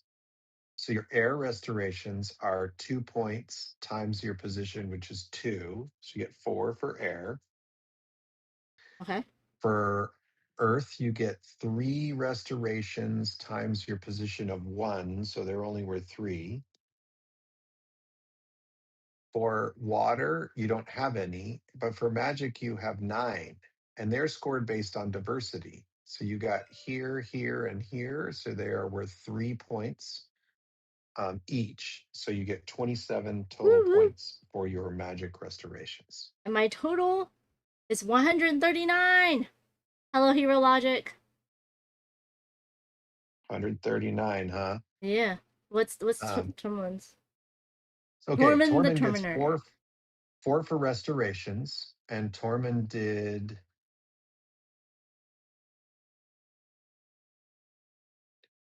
15 restorations, so Tormund got 60 points there. Mm-hmm. 1 point for each golem token times the Earths. So this is worth 9, and this is worth 9, so that's 18 points. 8 points for each of the site tokens. There are 2, which is 16 points. Mm-hmm. 5 points for each wildlife in den, which is 3, so that's 15 points. And then finally, these enchantments. Now, you zeroed out the runestones one. Yep. Then 5 points for each location where Tormund has more restorations than you do. 3, 4. Oh no, Tormund wins. No, 1, 2, 3, 4. wait, You 20. count 4. No, I win by 10 points. I see 1, 2, 3, 4, 5. 5. I win by 5 points, y'all. 5 times 5's 25. Yeah.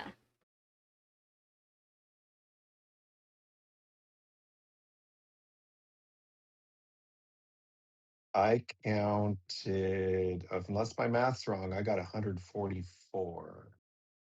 I was minusing all of his scores. Oh no, I had 139. That's weird because I minused all of his things. 1. Oop, I did it again, and I got 134, just That's like right. you. That's right. And It's you won 139, by 5 130. points. 5 points, y'all. Well played. GG's. You beat Tormund your first time out. Yay! Oh my goodness. That was hard work, but that was a lot of fun. So much combo wombos in this game. Yes, it's a strategic Euro with the luck of the bag building, but there's so much combo. There's so much releasing. I hate trashing. You're getting so many powers from the Fae, from the animals. There's a lot of different ways to get points. Oh man, what a great game. I am so excited for this to come out. And just to remind you, it is on Kickstarter for another 5 days. And all the links to the Kickstarter is in the chat and in the description. Let me just put this back up real quick so y'all can see. And there is so much to unlock still. There's so much to get still. You can get these light up golems, which is really, really cool. There is 3 different tiers depending on what you want. I love the game trays. They make storage and setup and tear down so much easier. But there's the light up golems, and we saw one of them get unlocked today. So there's a lot to see, a lot to get in this game. And don't forget that you can play it multiplayer. There is a TTS mod in the Kickstarter, so you can play it multiplayer, but not solo. Solo is, the mod is not out publicly just yet. But yes, there we go. Thank you for having me, Amanda. It was a pleasure. I really appreciate it. It was a lot of fun chatting and watching you play, and I was glad to be Tormund, and it was fun to get beaten by a couple of points. So thank you. Yes, thank you everybody for joining us. If you want, please follow Luke on BGG and all his other socials under Luke Laurie when he designs and publishes other games from him, which is always a good time. I will be back tomorrow to play Codenames Critical Role Adventures with Phantom and Dave Luza, and then on Sunday I'll be playing Oasis solo. We're going to go ahead and raid into someone. Who are we going to raid into? who is playing a board game. I don't think there is anybody, but we can go ahead for Twitch anyways. Hopefully they're fixing things. We're gonna raid into my friend May real quick. And thank you all so much. Thank you to the new followers. It's always good to see you. Thank you, Luke. It was great to have you on. Let's see, where can't I find her? Come on. Maybe I won't raid this time. Well, we'll raid into... No. Same category. There's nobody here. Yeah, we're not gonna raid into anybody. It's totally fine. Thank you, everybody. See you around. Please, if you do play the solo mode after you've gotten the game in the future years, put the solo your scores in the comments below. I want to see a year, 2 years from now, if you beat me on the solo mode as well. So, thank you, everyone, and I hope you all have a wonderful rest of your week. Stay hydrated, stay cool. It's so hot, so hot. And be kind to one another. There's so many people that we're losing right now, so give everyone a little bit of leeway. Thank you, Luke, again. Thank you to Cardboard Alchemy, and I'll see you tomorrow. Bye! Take care, folks.